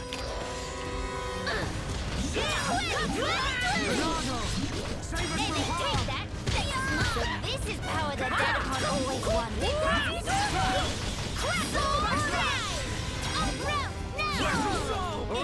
I'm feeling it. We can definitely do this. Here goes! Taste of this! There's nothing to it. Awesome. Just remember, Okay, just one of them left. hero born. Good, good. It's good. Very good. Nene, take that. Nene work a pretty good sweat. Let's stay focused. Winning just come natural to Kino. Oh my god, there are so many enemies in here. Ouch! Shield taste of this. Save us from Nene, take Nene, ready? Thankfully they're not too strong and I am in casual mode, so should go by fairly quickly. We can definitely do this. Hammer beat. Here goes. Nene, not even need after battle snack. Never give up, Spirit is hereupon way. Cool. Let's keep this up. Okay, I think this is the end of the cave. Thank God for that.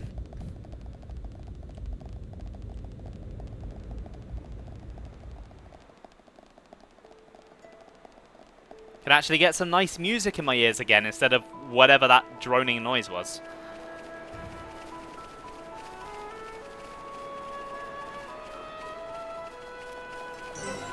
This looks like it was the ribcage for a giant creature or something. I mean, we don't know what lived on Bionis thousands of years ago, so it could be.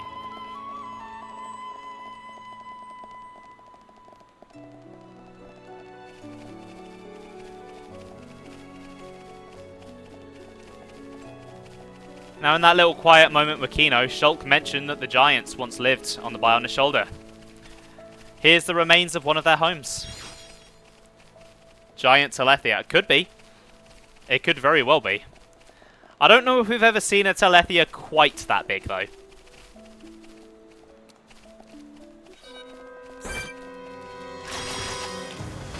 Hammer beat. Shield twirly, twirly. Nene's starting to get toasty. Sword drive. Battle soul. All right. I'm feeling it. Easy simples. Cool. Let's keep this up. Never give up, Spirit is hereupon way. Huh. Right, I'm pretty sure this area of the map is entirely new to Future Connected. Because this is, well, not entirely new. Because that island over there has clearly been ripped out of Eris Sea. But I think these wooden bridges over to them are new. Because they wouldn't have been there in the they wouldn't have been there originally in the beta version of the map. I have actually just remembered, though, you do get to briefly see the original version of Bionis Shoulder in the base game. During the final cutscene, after you kill Zanza, when Alvis is explaining the history of the world, you do see a brief shot of some Telethia flying over this place. which is pretty neat. I think that's how people found out about it in the first place, because they saw that and they were like, I don't recognize the area, and so they were inspired to data mine the game and find out what was going on.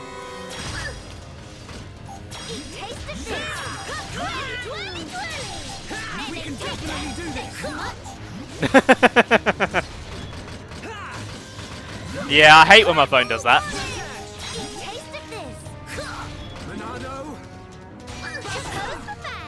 Cool. Let's keep this up. Kino could have napped that one out. I was meant to say SMH spoilers. I mean, all of Future Connected is a spoiler for the base game. Alright, Sam. See you in a moment. Right, I guess I need Melia in the party. Let's swap out Kino. That was the joke. Oh. Oh. I'm dumb.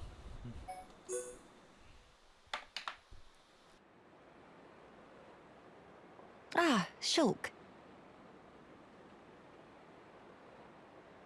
Did something catch your eye? Wow. What a view. It's nice to see the capital like this. Being able to see it from here, it's enough to make me tense up. In all honesty, it's making me consider my position and standing. I see. My brethren, who transformed into Telethia back then, and those who survived, feeling the sadness that seeped into this land. And then, my father and brother's expectations, calling me the hope of the High Entia. I must be an empress worthy of taking on that mantle. But I don't know how. Much as I hate to admit it, I have not been able to find the right answer yet. Melia. Shulk, you of all people must surely understand. You who secured a future for all of us in that decisive battle.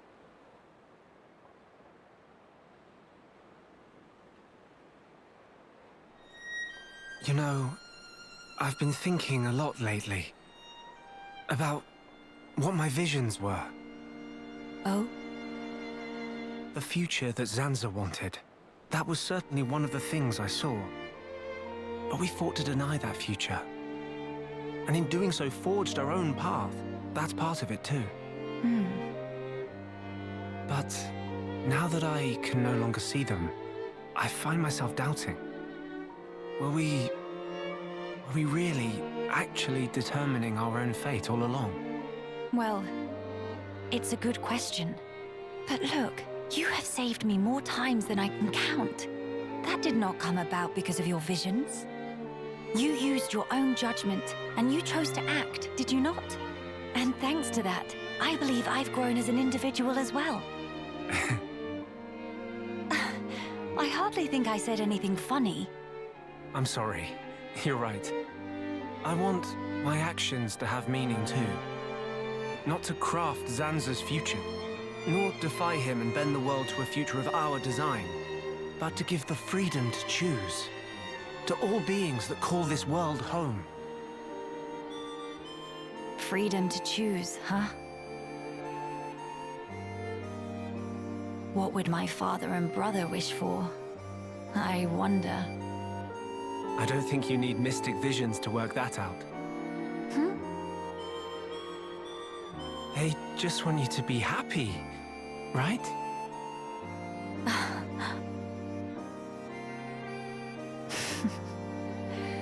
My gloom is no match for you, Shulk. It's just as you say. To become the hope of the High Entia is a fate I choose for myself. Those were the words Father imparted to me. There is no need to fear. That is how my brother encouraged me. I've been so impatient and homesick. I nearly forgot those most important words. I can hear Father lecturing me even now, chiding me for my foolishness. I give you my thanks, Shulk. It's nothing. To lack clear-cut answers is hardly a sin, but a sin it would be to cease searching for those answers altogether. For the High Entia who live on in this land, Nay, not only the High Entier. For the sake of all the people of this world, that they may decide the future as equals. That is the vision I choose to guide me. That is the future I wish for. Yeah, if anyone could make it happen, it's you. But I won't lie to you. The road ahead will be long and arduous. I hope you won't mind me lending a hand. After all, that's the future I want too. Shulk. Indeed, it'll be my pleasure.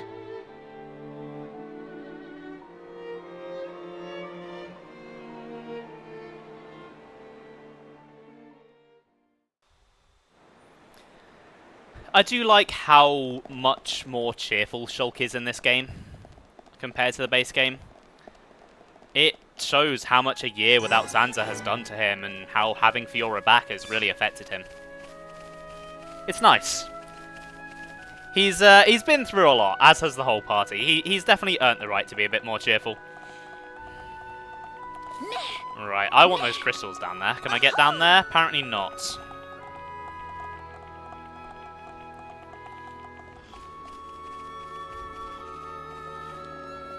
There we go.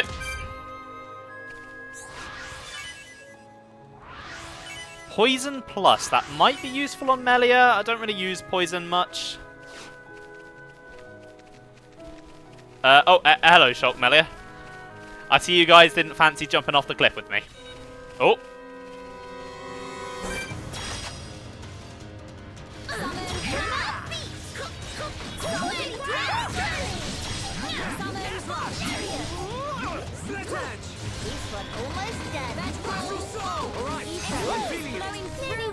Pretty good sweat. Let us remain vigilant. Piece of cake. Oh, a hard backbone, eh? I feel like backbone should be hard. RPG parties really get put through the ringer during their adventure. Yeah, they really do. They really do.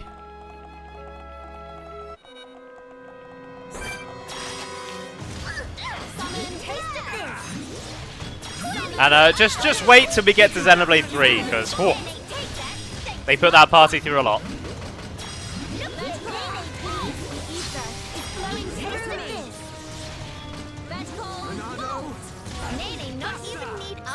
That guy had a faded ID tag.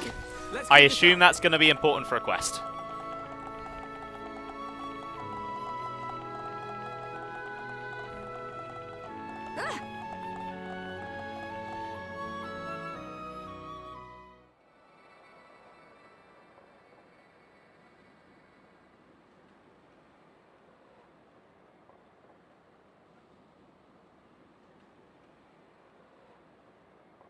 Why would all those Telethia be gathering here in one place?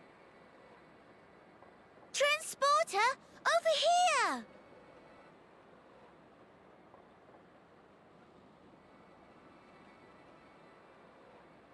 Huh? What is it? The transporter is running.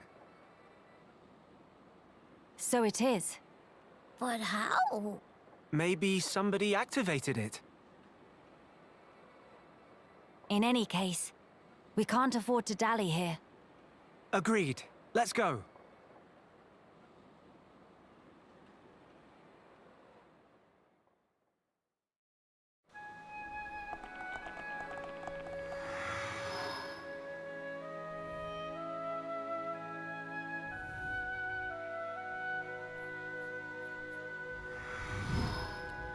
I need to be even stronger.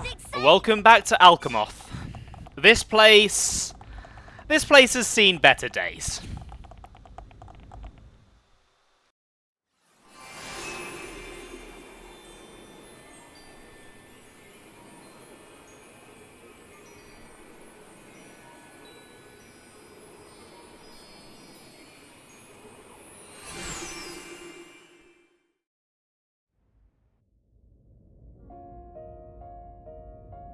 It's good to be back.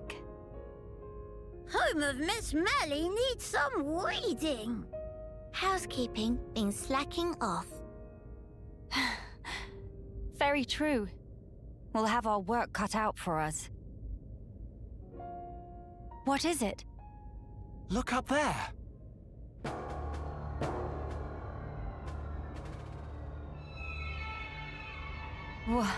What is that thing? Look like hole in sky. That's simply impossible. This world is still in its early days. That could explain the instability. That, or it's still being reborn. Does that really explain this? It could do. That Fog King creature. Is it from... It's a possibility.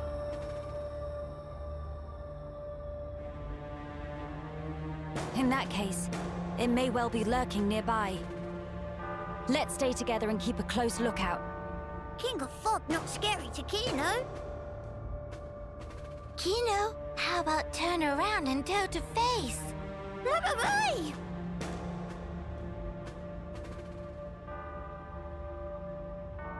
Gotcha! Little joke there. No, big meanie! Mama? A child's voice. Where? Up there!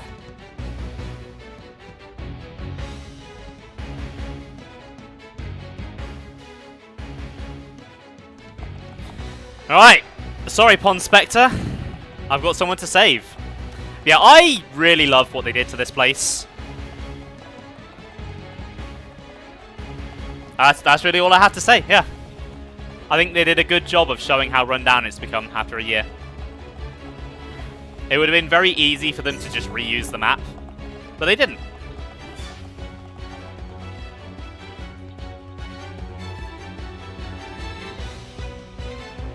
Over there!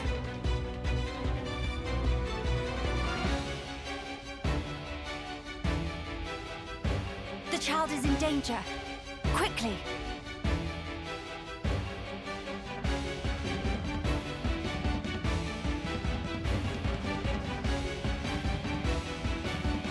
Are you all right, child? Wait, Teelan. Ah, Miss Melia. You too, Shulk? How did you...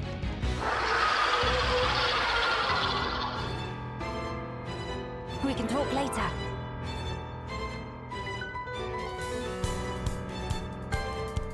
It covered in black fluffy mist. So the scary King of Fog? Yeah, maybe so. Best give it our all.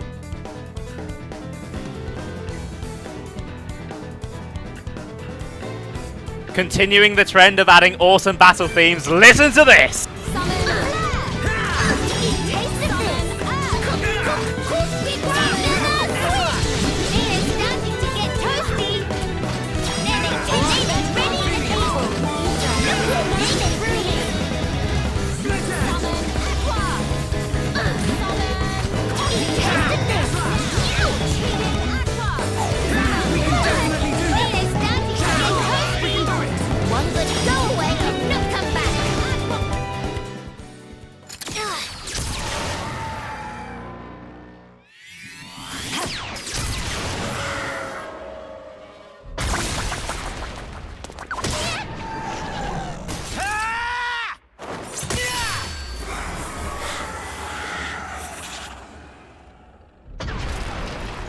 King of Fog all cleared up?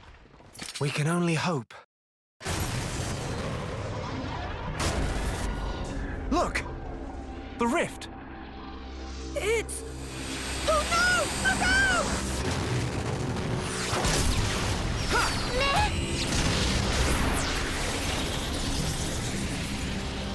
That beam! What about it, Shulk? That was the same attack that brought down the junks. Then that would mean...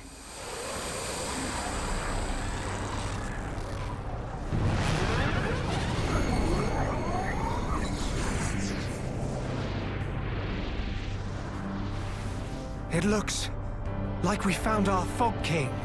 Yes, I would have to agree. What now, Shulk? We might as well try. Nay. Understand. It won't work! You can't even land a scratch on it.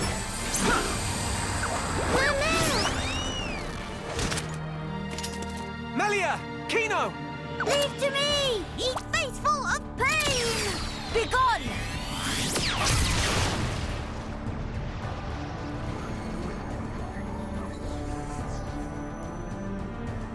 King of fog, bright dust!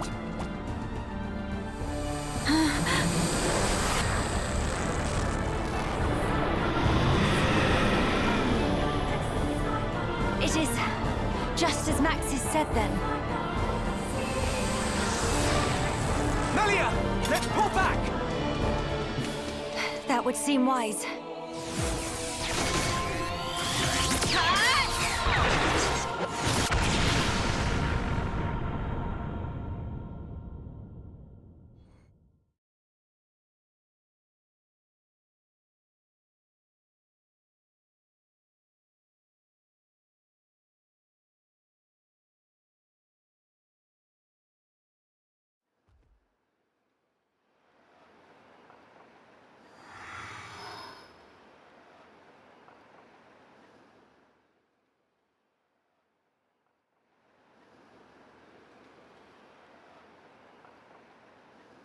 Okay, this should be far enough. Those things can't follow us all the way out here. Oh? And you're certain of that? Yeah, sure. The Telethia will keep us safe. The Telethia will? Well, that's what Radsum said. Though, I don't think they realize it themselves.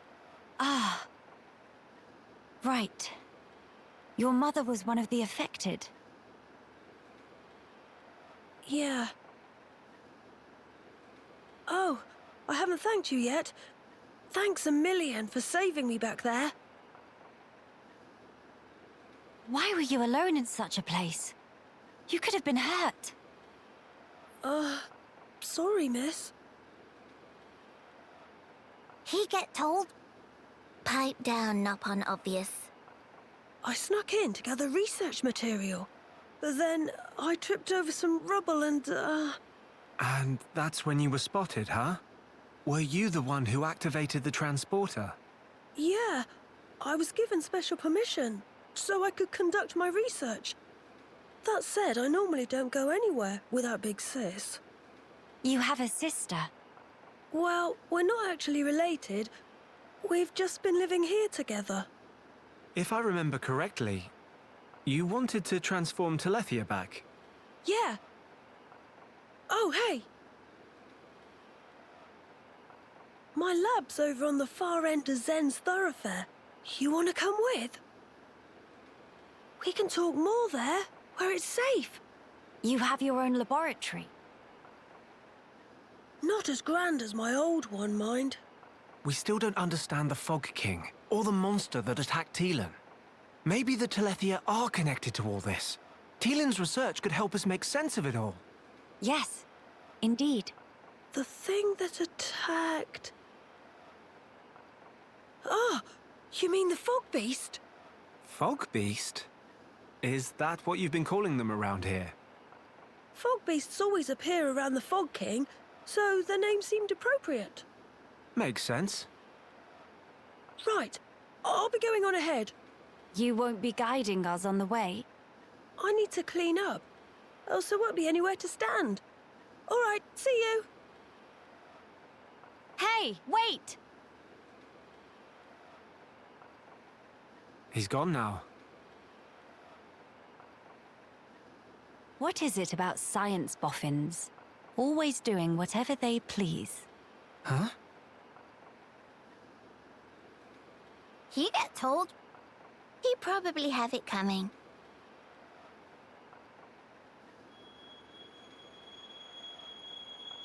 Thrice damned fools. They think to second guess the will of the divine.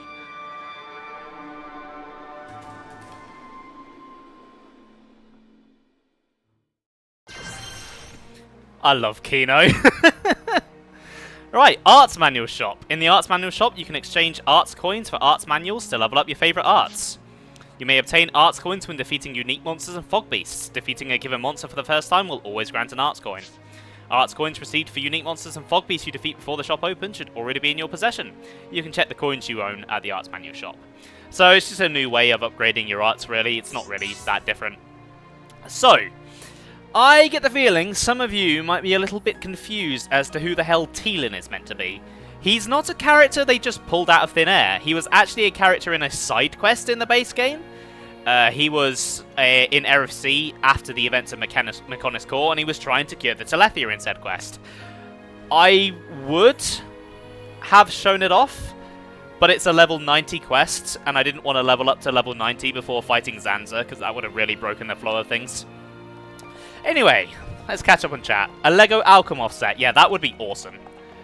It's been a while since you played this, so you're trying to put this all together with a future redeemed info. Yeah, I haven't played this since it came out either, so I'm sort of doing the same thing in my head as we go. I don't want to say too much about that, though, because obviously Ben and Sam don't know a thing about future redeemed. Right, rather than chasing after Kino... not Kino. Rather than chasing after Teelan, I would like to go back to Alchemoth. Yeah, see, I thought you might think that, Sam, so that's why I just wanted to elaborate on who Teelan was. I think it's neat that they are involving side quest characters in the main story now. I just wish it was from a side quest that wasn't so high leveled, because most players probably haven't done it.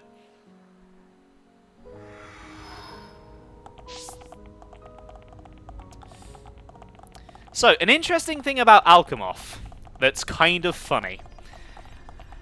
The map, physically, has been rotated 90 degrees from where it was in the base game, because they did copy and paste and then edit it. But they didn't do the same for the collectible maps, which means half the collectibles just spawn in the void outside the map. All you know about Future Redeemed is Rex. I mean, to be fair, it's all anyone seems to talk about. Dry. Qualified, certified, highly extra fertified. Pond Spectre Dry is named, surveying New Lance's game. What brings friends round these parts? Dry secretly follow bird people from far away to near away. And would friends guess it? Dry only go find bunch of bird people feathers. Dry gasp with emotion. Why? For one simple reason. With feathers, Dry make winged head hat and become bird person all own self. Or such is plan anyway. For now, Dry still not have enough feathers. Upper level and other side all picked clean. Should be some left on this side maybe. Meme is dream of Dry to become bird person. Please, for sake of Dry. Bring feathers! Quickly split! Well, not just stand there. Flock Dry some feathers. Nene is decidedly girl for job. Who wouldn't want to talk about it? That is absolutely fair enough, yeah.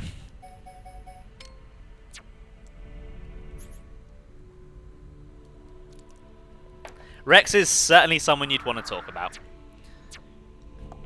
So yeah, you'll notice how most of the collectibles for this quest have spawned on one side of the map. That's due to that collectible issue I've mentioned.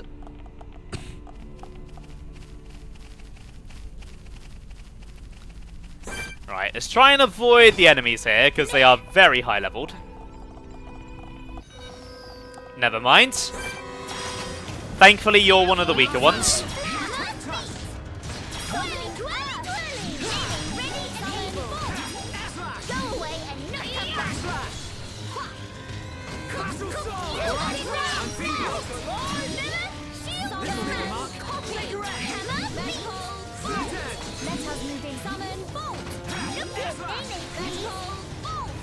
Okay, this guy's nearly down. Lazy developers, 0 out of 10 game. To be fair, Future Connected did have like a shoestring budget. As far as I'm aware, it didn't have its own development budget outside of what the remaster got.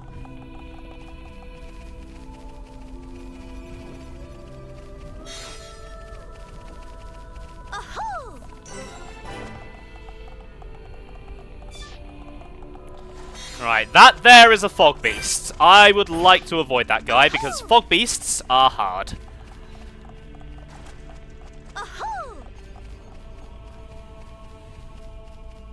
All that budget probably went to getting Melia back. Yeah.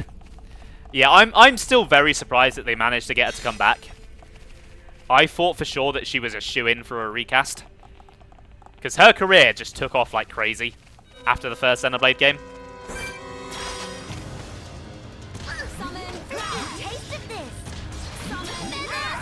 It's like the English version of Xenoblade Chronicles came out in 2011, and then she went to Doctor Who in 2012, and her career just soared from there.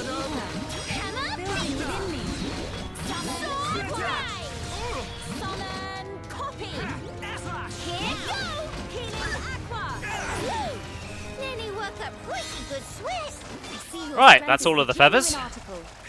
Oh, the fog beast is coming around. Fog beasts are a pain to fight. Hopefully I'll get a chance to show them off. Just not the ones in here right now. Did she ever... She actually did, yeah. In fact, she was how we found out about Xenoblade 3 in the first place. She had an interview, I think it was in September of 2021. And they asked her about coming back to do Future Connected. And she thought Future Connected was Xenoblade 2. And then she mentioned that she'd just done a third one as well. Which, of course, was Xenoblade 3, because she is in that. Forstimo! This finally allowed Dry to make Head Hat and finally become best friend of bird people.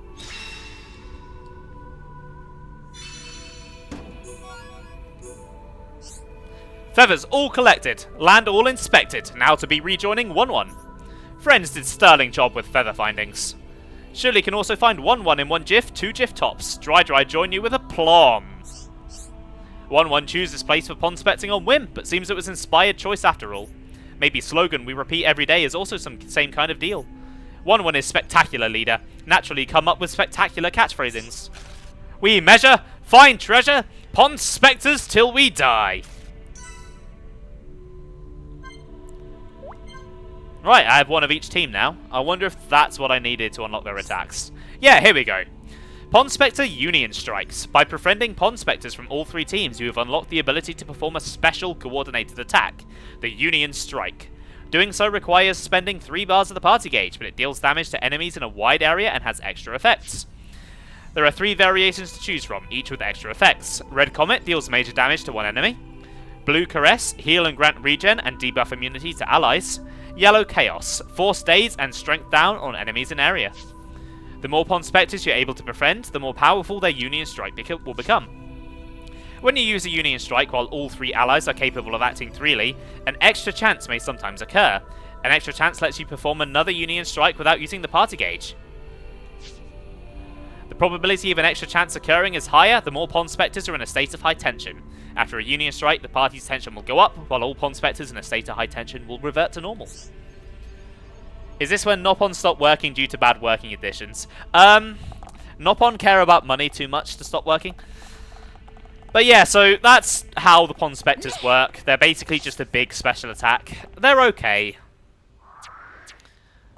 They're not as good as chain attacks. They just aren't.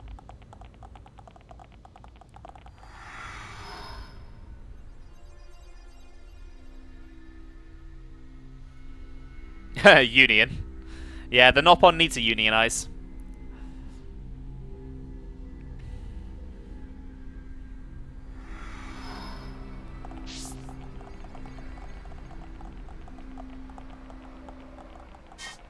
Right. I'm going to take a quick break and go refill my drink, and then once I'm back, I'll start heading towards Teelan's lab. See you in a moment.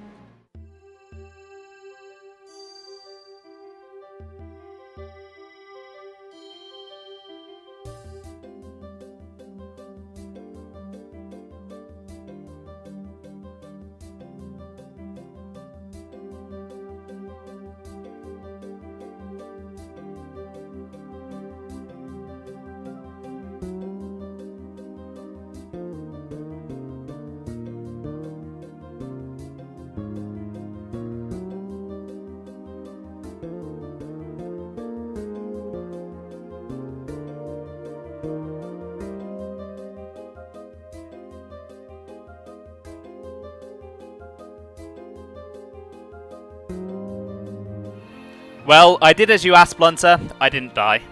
And I did that just for you. Right. I should probably set the main story as the active quest. There we go. And then, where's my closest warp point?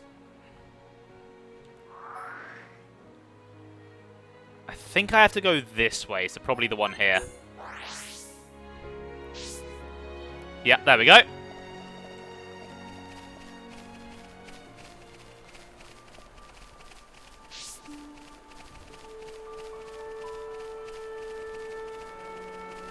Okay, looks like there's some ether crystals on the way. Might as well go out of my way to grab those.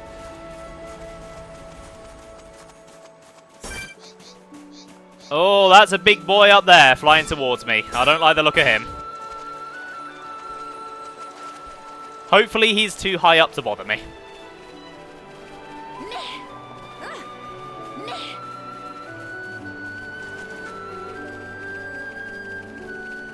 I also see a Pond Spectre over here. Interesting. I'd definitely like another Pond Spectre in my party. Unless... are they... oh, they're up the cliff. Never mind. No Pond Spectre for me.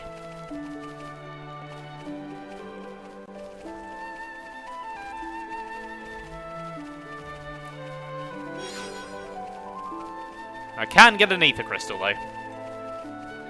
That's alright, Blunter. See you in a moment.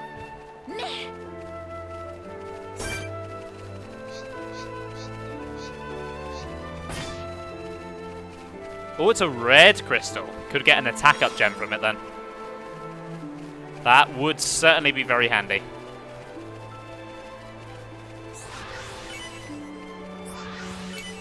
Actually, speaking of gems, I should probably take a look at my equipment.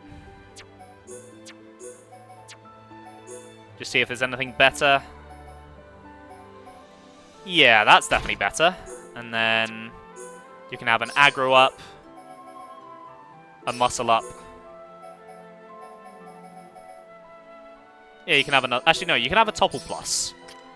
Then shulk. Can take a strength up.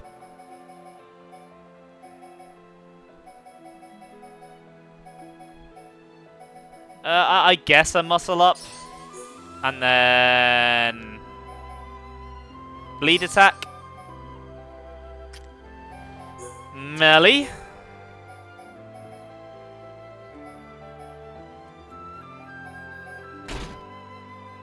You can have a new staff, and you can have some ether up on that. I do like the design of your default staff, though. So I am going to give you that back. Where is it? There.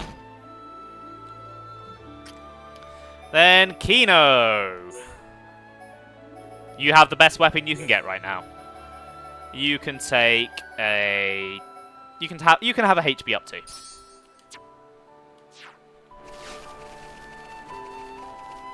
Ah, I couldn't get that Pond Spectre on the cliff, but there is one down there. That's handy.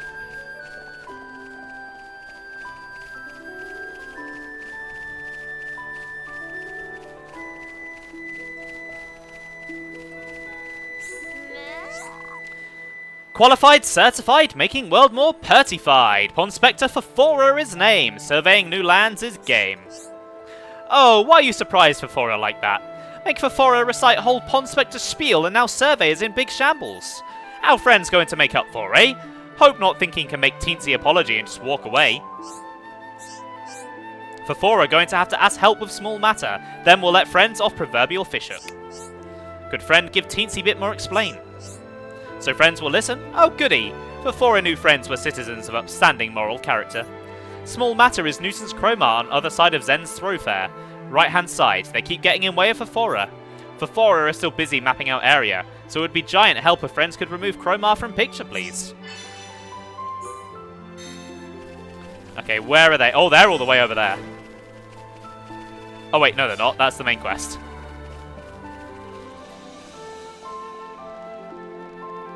Right, where are these guys then? Gotta remember all my buttons. I've been playing Pikmin 4 all week, so I can't remember what any of the controls are. There we go. Okay, they're just down here.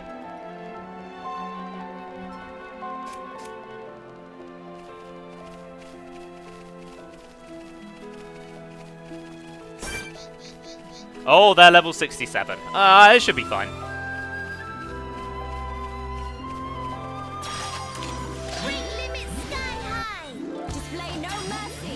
Right, let's focus this one.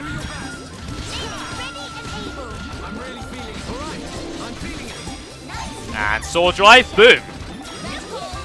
Hopefully I get a chance to use a Union Strike during this fight. That would be pretty cool.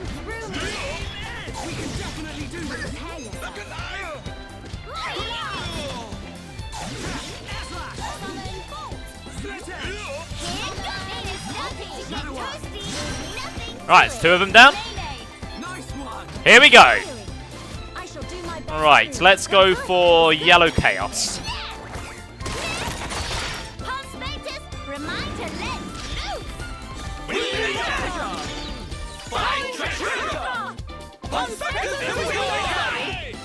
They unleash the power of Territorial Rotbar on their enemies.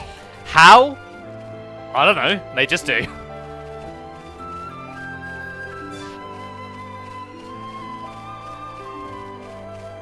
Right, so let's go back to Fafora then. See what she has to say about all this.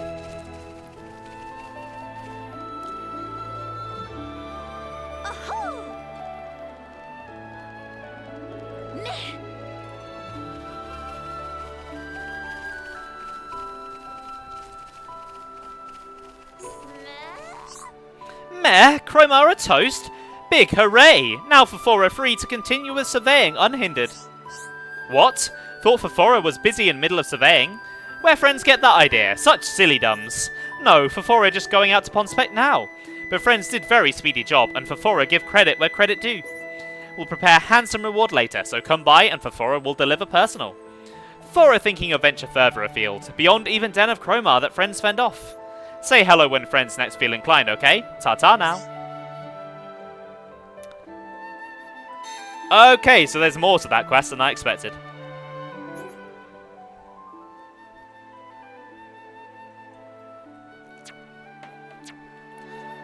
Looks like she's gone over there. Right. Gonna have to take the long way round. Thanks, Fafora. Very helpful of you.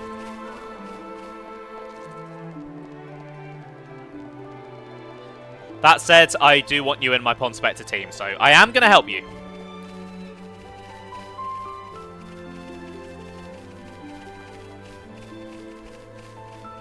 It's just a long walk full of nothing to get to you. My favourite thing.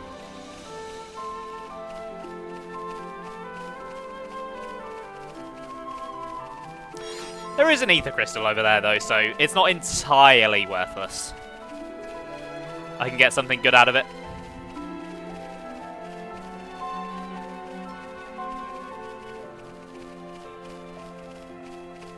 Right, where's this Ether Crystal then? Oh. It should be here. Unless it's below me, which is quite possible. That's a shame.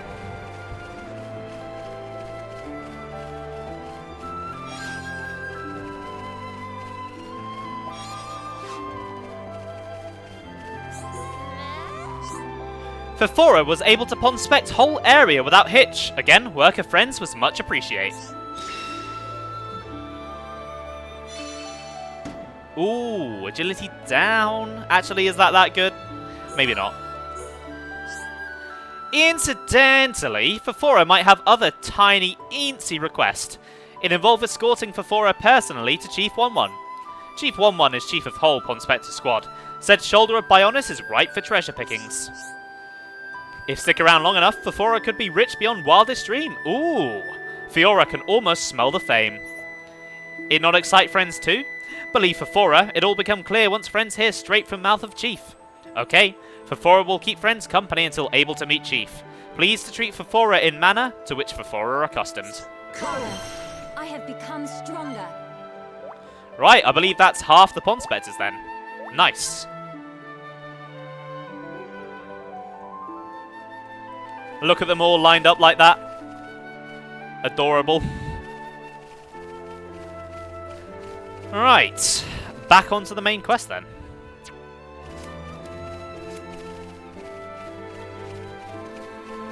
Thankfully, I think I'm pretty close. Yeah, it's just over there.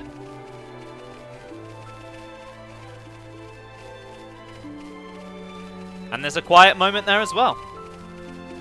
Definitely be giving that a listen.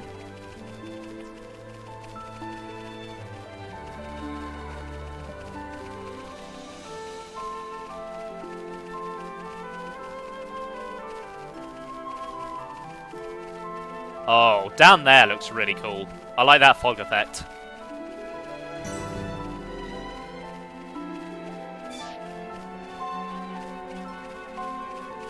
I'm pretty sure that's new to the Future Connected version of this area.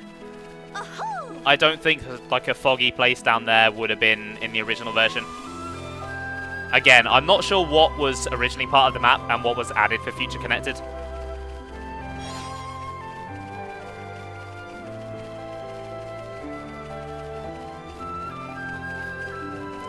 Right, what we got here? Ether defense, that could be quite handy.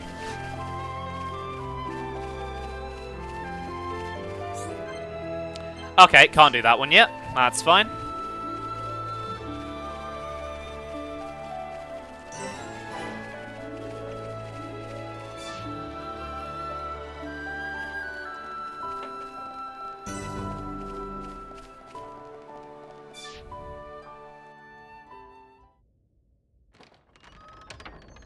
How many times have I told you, you do not go there alone?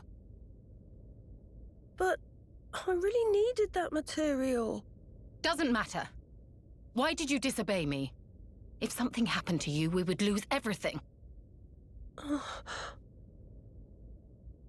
Tyrea? Melia? Huh? Wait a second. You know Melia, big sis? Tyrea's your big sis.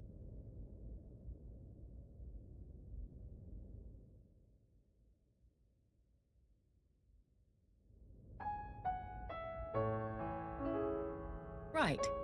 That explains how you came to the capital just in time to save Teelan's skin. Sorry. Sorry for the trouble. Truly. Although I am glad you were there. Yeah, you really helped me out, Shulk, Miss Melia. And you too, Kino, Nene. Tyrea, I didn't expect to see you here, helping Teelan with his research. Yes, well. Tyrea, she's changed. Teelan, I'm going outside for a bit to get some air. Got it.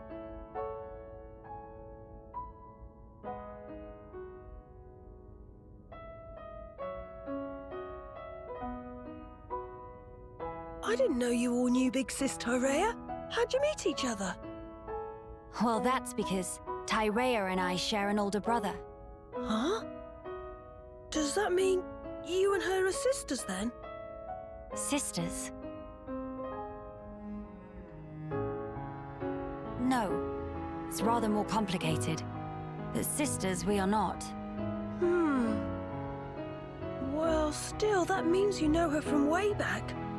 What was she like? I've only known her here, in this place, so I gotta wonder how she was before. She was...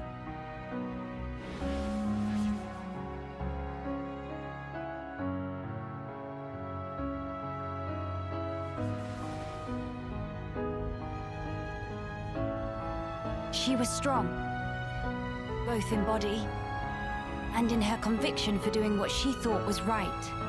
Wow!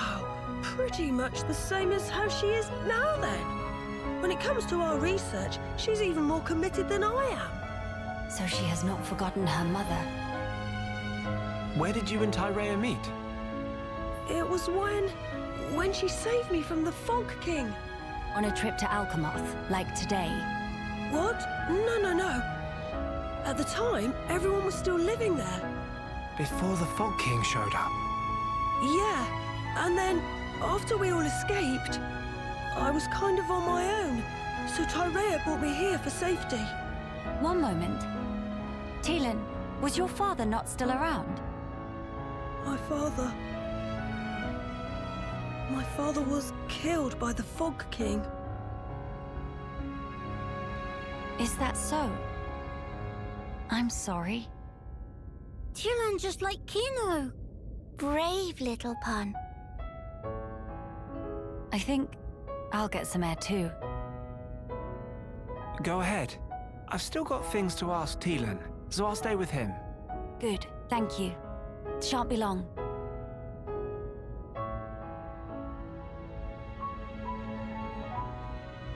Miss Melly, Kino go too. Kino, please read room.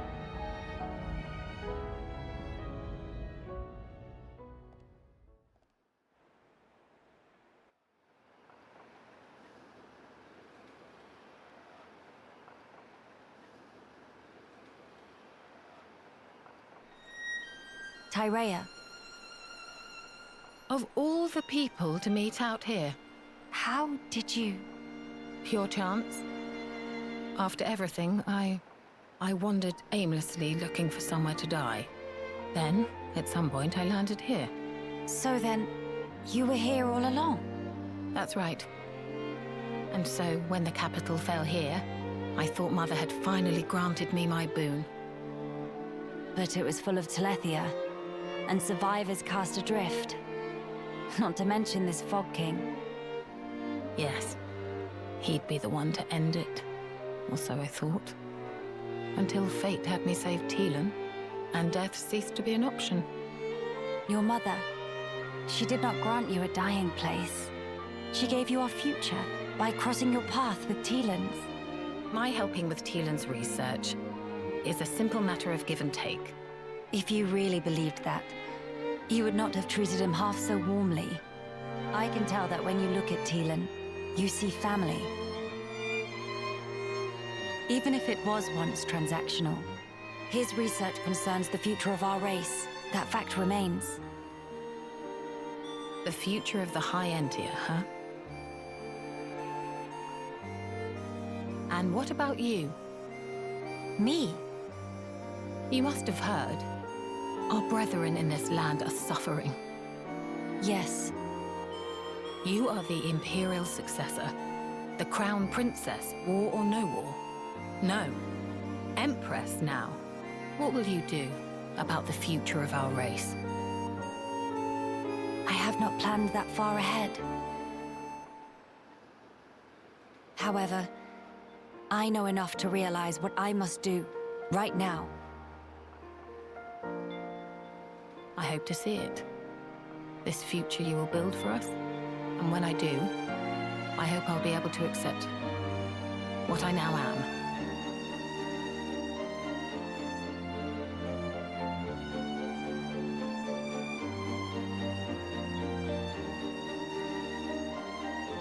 Empress Melia, so you are ready to lead us after all.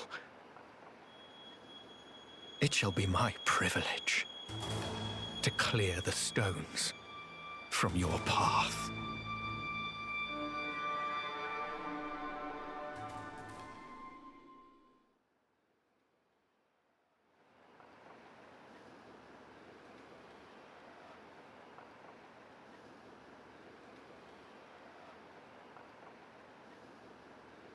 Miss Melly, you here?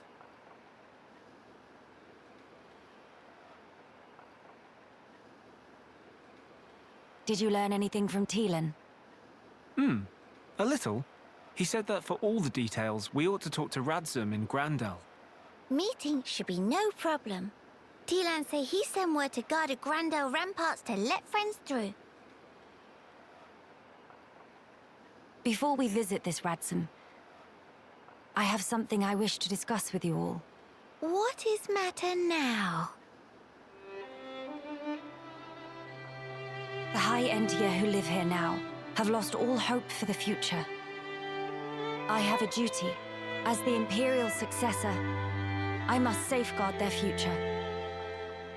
This will sound selfish, I know, but will you stand with me? Of course I will, Melia. Kino too. And also Nene. Thank you. It means a lot to me.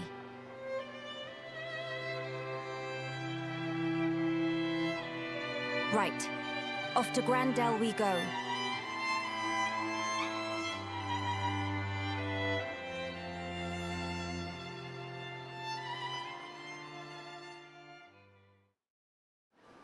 God damn it, Gael'gar. You had to ruin the moment by being a fucking creep, didn't you?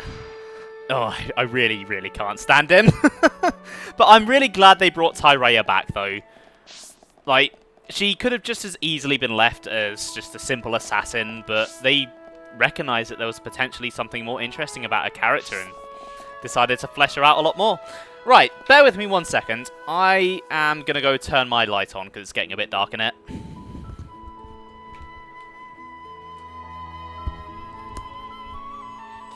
Ah! Hey, Saber! Welcome to the stream. How you doing today? But yeah, one of my big faults with Future Connected, though, is, slight spoiler alert, Tyrea is not playable. She really should have been. There's lots of stuff that suggests she was planned to be at one point, but she isn't. And even if they didn't want to design a new moveset for her, they could have easily have reworked Fiora's moveset for her, because she uses 2 weapons like Fiora does. But no. Yeah, I'm doing okay, thank you. Right. This is probably the best place to warp to.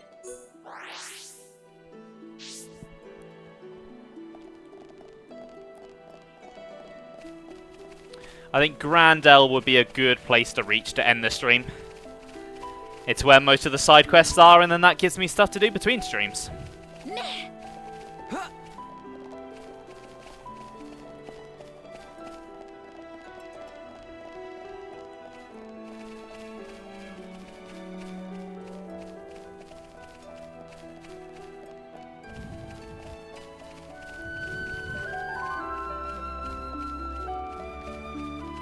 Alright, there's a couple of ether crystals on the way. Nice.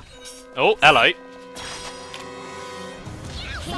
Oh, there's more of you than I thought. Okay.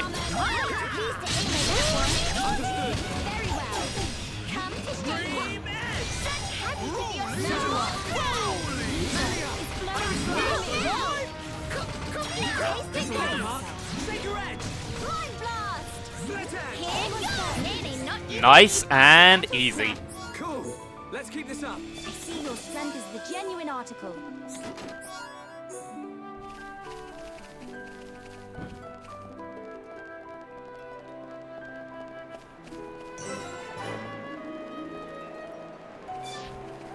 Alright, don't mind me, just slipping through.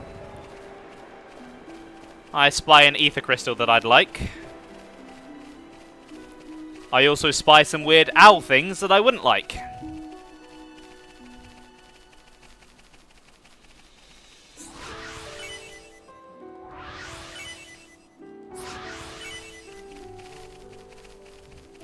And there's some more ether crystals over there.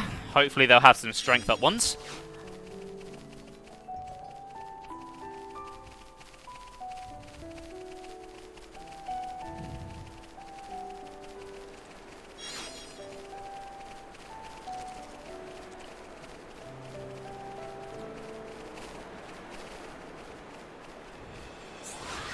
Aggro up, that's not entirely useless though. I can make use of that. Spike. Just on principle, I won't use that. I won't put the enemies through that.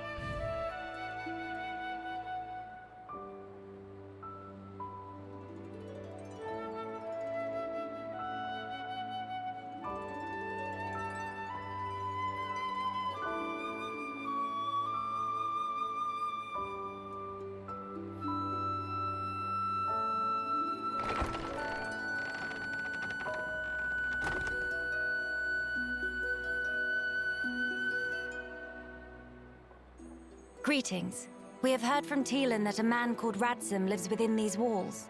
Ah, friends of Teelan's, are you? We've been expecting you. Go on, in you get. You're letting us straight through? You don't look particularly concerning, is all. These walls are imposing, but they aren't here for controlling foot traffic. They're to keep savage monsters from having themselves a rampage. Most sensible. Well, we'll be going then. Thankings. Sorry for time taking.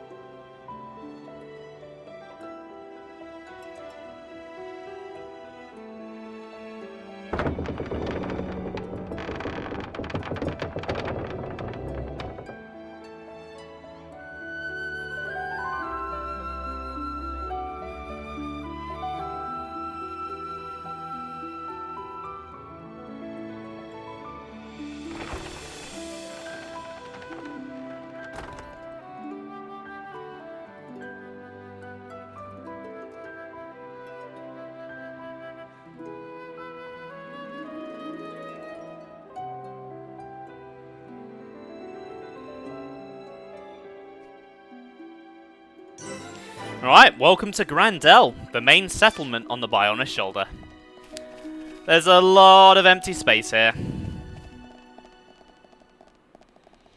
Well, empty in terms of gameplay. In terms of world building, it's all farmland. There are a few quiet moments here, so I'll see if I can get some of these before I finish up.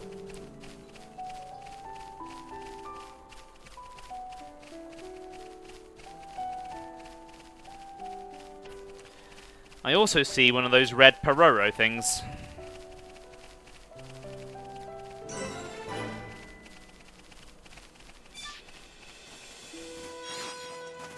There we go. Right, who's this quiet moment between? Okay, can't do that one.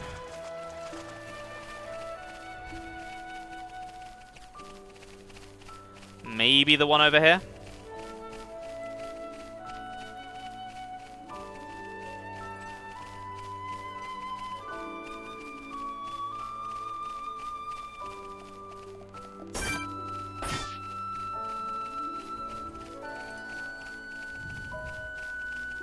Oh, there's one all the way down there as well. Yeah, I might head down that way and see if I can do it. I've got time. I'm not in a rush for anything. Can I not do any right now?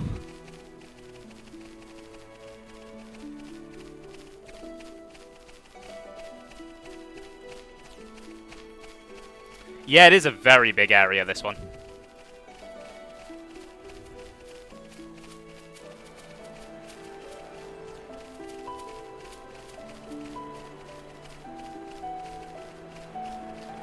It does fall a little bit into the trap that a lot of Xenoblade 1 areas do, in that they're just big for the sake of being big. Can't do that one either. Okay. I guess the game really wants me to go to Gran Dell. Oh, there's a Pond Spectre there.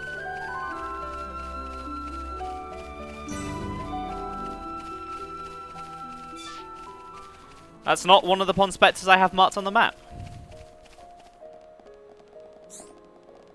Oh, it's 1-1. We've heard a lot about him. 1-1 just want now. Qualified, certified, rest is classified. Pond Spectre Chief 1-1 his name. Overseas surveying new lands his game. Meh, what Pond Spectre's all doing with these stranger people? More important, why it takes so long for everyone to gather in appointed meeting spot. Meh, never received such information. 1-1 forget to impart. Oh hum. 1-1 would go to find Pond Spectres and make up for a mission oneself, but have the wings full with other business. Meh, have idea. Good friends guide rest of Pond Spectres to meeting spot. Probably all stuck in strange or sticky situation. Friends look like doing fine job so far, surely is no extra bother. 1-1 should be done with business by time Pond Spectres all here. Can see some want to have word with 1-1, but we'll have to wait till everyone here. Naturally, there's little reward in store for helping 1-1. Nene is decidedly girl for job. I'll gladly help out too, Nene. Meh, Mr. Shulk is strong ally. No wonder Dadapon was impressed. Right, well, I don't know if I'll be getting all of them, but I'll certainly try to get as many as I can.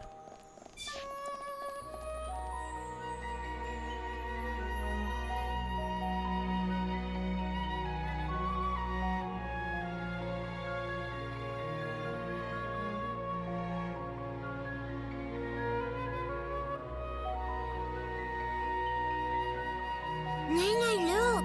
What splendid armor! Oh, it's true! Scales so shiny and sparkly! It looks the same as any Armu, if you ask me.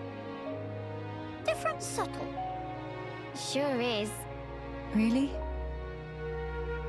Pardon me? Have you come from Companion's Cape, by any chance? We've just come from the laboratory. But we were at the Cape just before that. And was everyone there all right? Yes, it seemed to me. Thank goodness. That's a relief to hear. Is something wrong? You may be aware, but originally, we all lived here together as a group. But then, some left because there are Machina here. Exactly. At first, we managed to tolerate each other in relative harmony. Obviously, we had our share of friction. What happened? Well, the final straw was something trivial. The companions tried all sorts of ploys to retake the capital, but none of the plans succeeded. Many soldiers were lost this way. One Machina had had enough and told them to just give up. And that's when it happened? Yeah. They shouted, if you rust rats hadn't betrayed us, we wouldn't have lost our brethren and our homes in the first place. Things got heated, and then they left and didn't look back. They shouldn't have forgotten that we all lost friends, family, and homes. They're soldiers, ma'am. In the war, they put everything on the line for their country. And so... when their country was taken from them, the extent of their anger and resentment was fully understandable. Yes. Still, we who stayed behind don't bear them any grudges. They protected us all, for a long time regardless of race. And bear in mind, in the end, they didn't cast the Machina out. They left the safety of our walls of their own volition. That's why we pledged that if they chose to return, we'd welcome them back and meet them with a smile. I will do whatever is in my power to make it so. Day, white eyes sweating. Inflammation of tear ducts. By the way, we have heard that someone by the name of Radsum lives here. Radsum? Yes, he lives over there.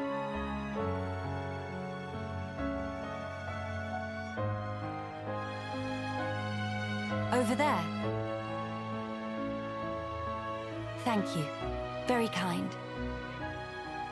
It was Radsum, actually. He was the one who told the companions to give up their quest. Right. I see.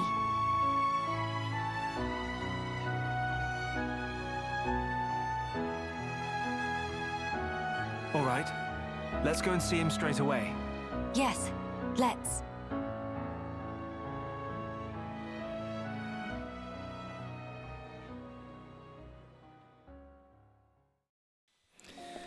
Right, let's go check in with this Radsum fellow then. See what he has to say. Before that, though, Yes? I still don't have any money.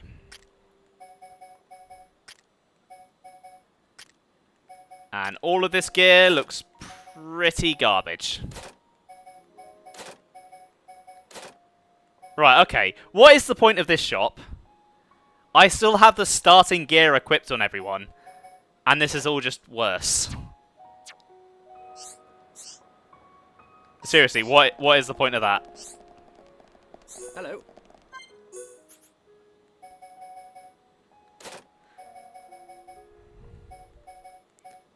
Especially when the stuff here actually seems to be somewhat better. Huh. That is very bizarre. I am going to need to sell some stuff or do some quests, though, because I have no money to buy any new gear. Maybe it looks cool. Maybe, I guess. Maybe.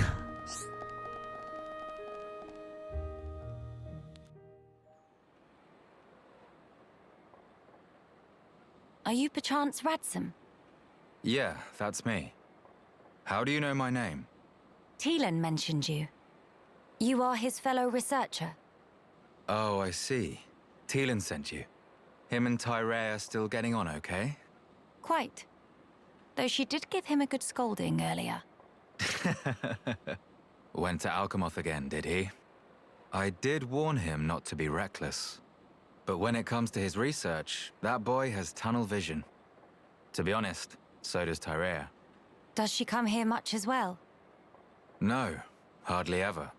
She's even more focused on the work than Teelan. I couldn't begin to guess why she's so driven. It must be about her mother after all. Radsum, we have questions. About the Fog King.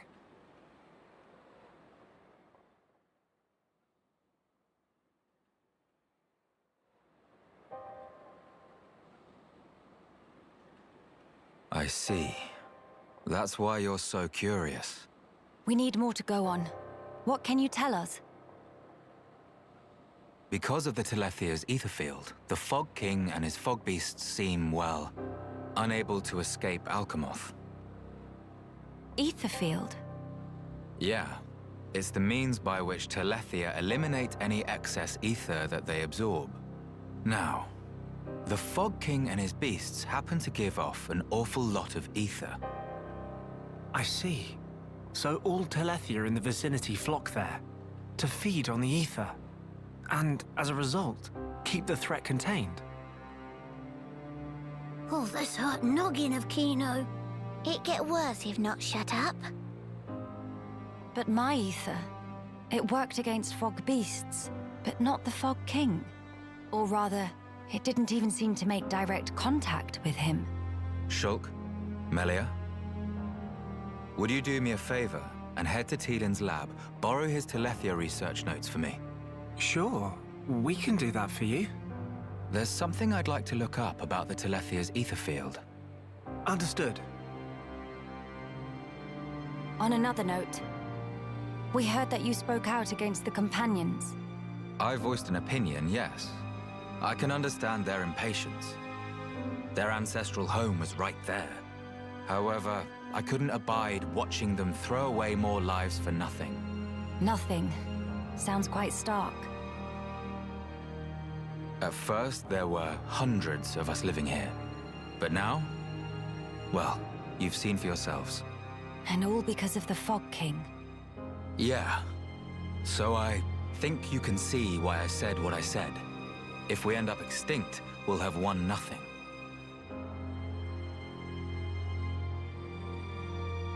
Well spoken. But I'm sure the Companions would find those words hard to swallow. I'm sorry. Your people are no more free to go home than we are.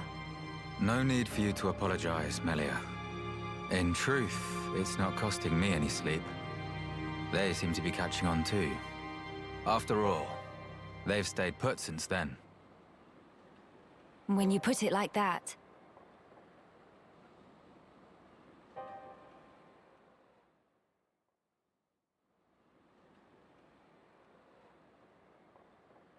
The people of Gran Dell, they're living under considerable strain, not knowing what became of their homes, and with no means of return. But that's also true of Maxis. His people lost their homes too. Yes, but they're feeling desperate, and it's making them unreasonable. It too sad. We were like that too once, weren't we? Yes, we were. That true? But we learned, eventually. All because we wanted to protect the world. And we made that dream a reality. We brought down Zanza. Overcoming our prejudice gave us strength in unity, because we shared a goal. Radzum's folk, the Companions, and us as well. We all share the same goal.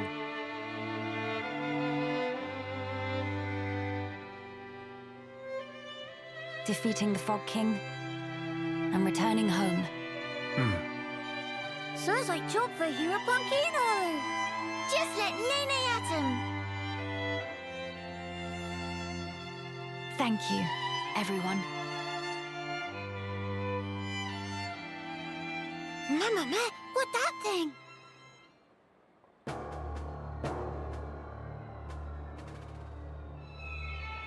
Is that...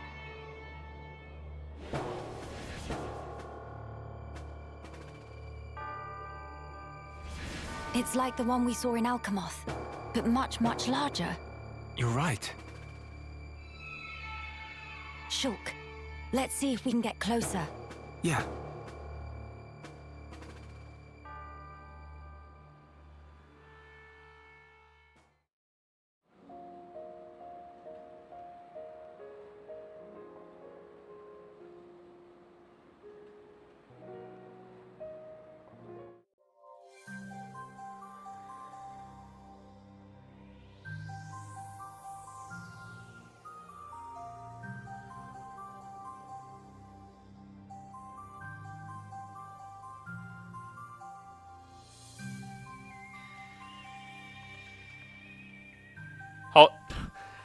Thank you for letting me know about that.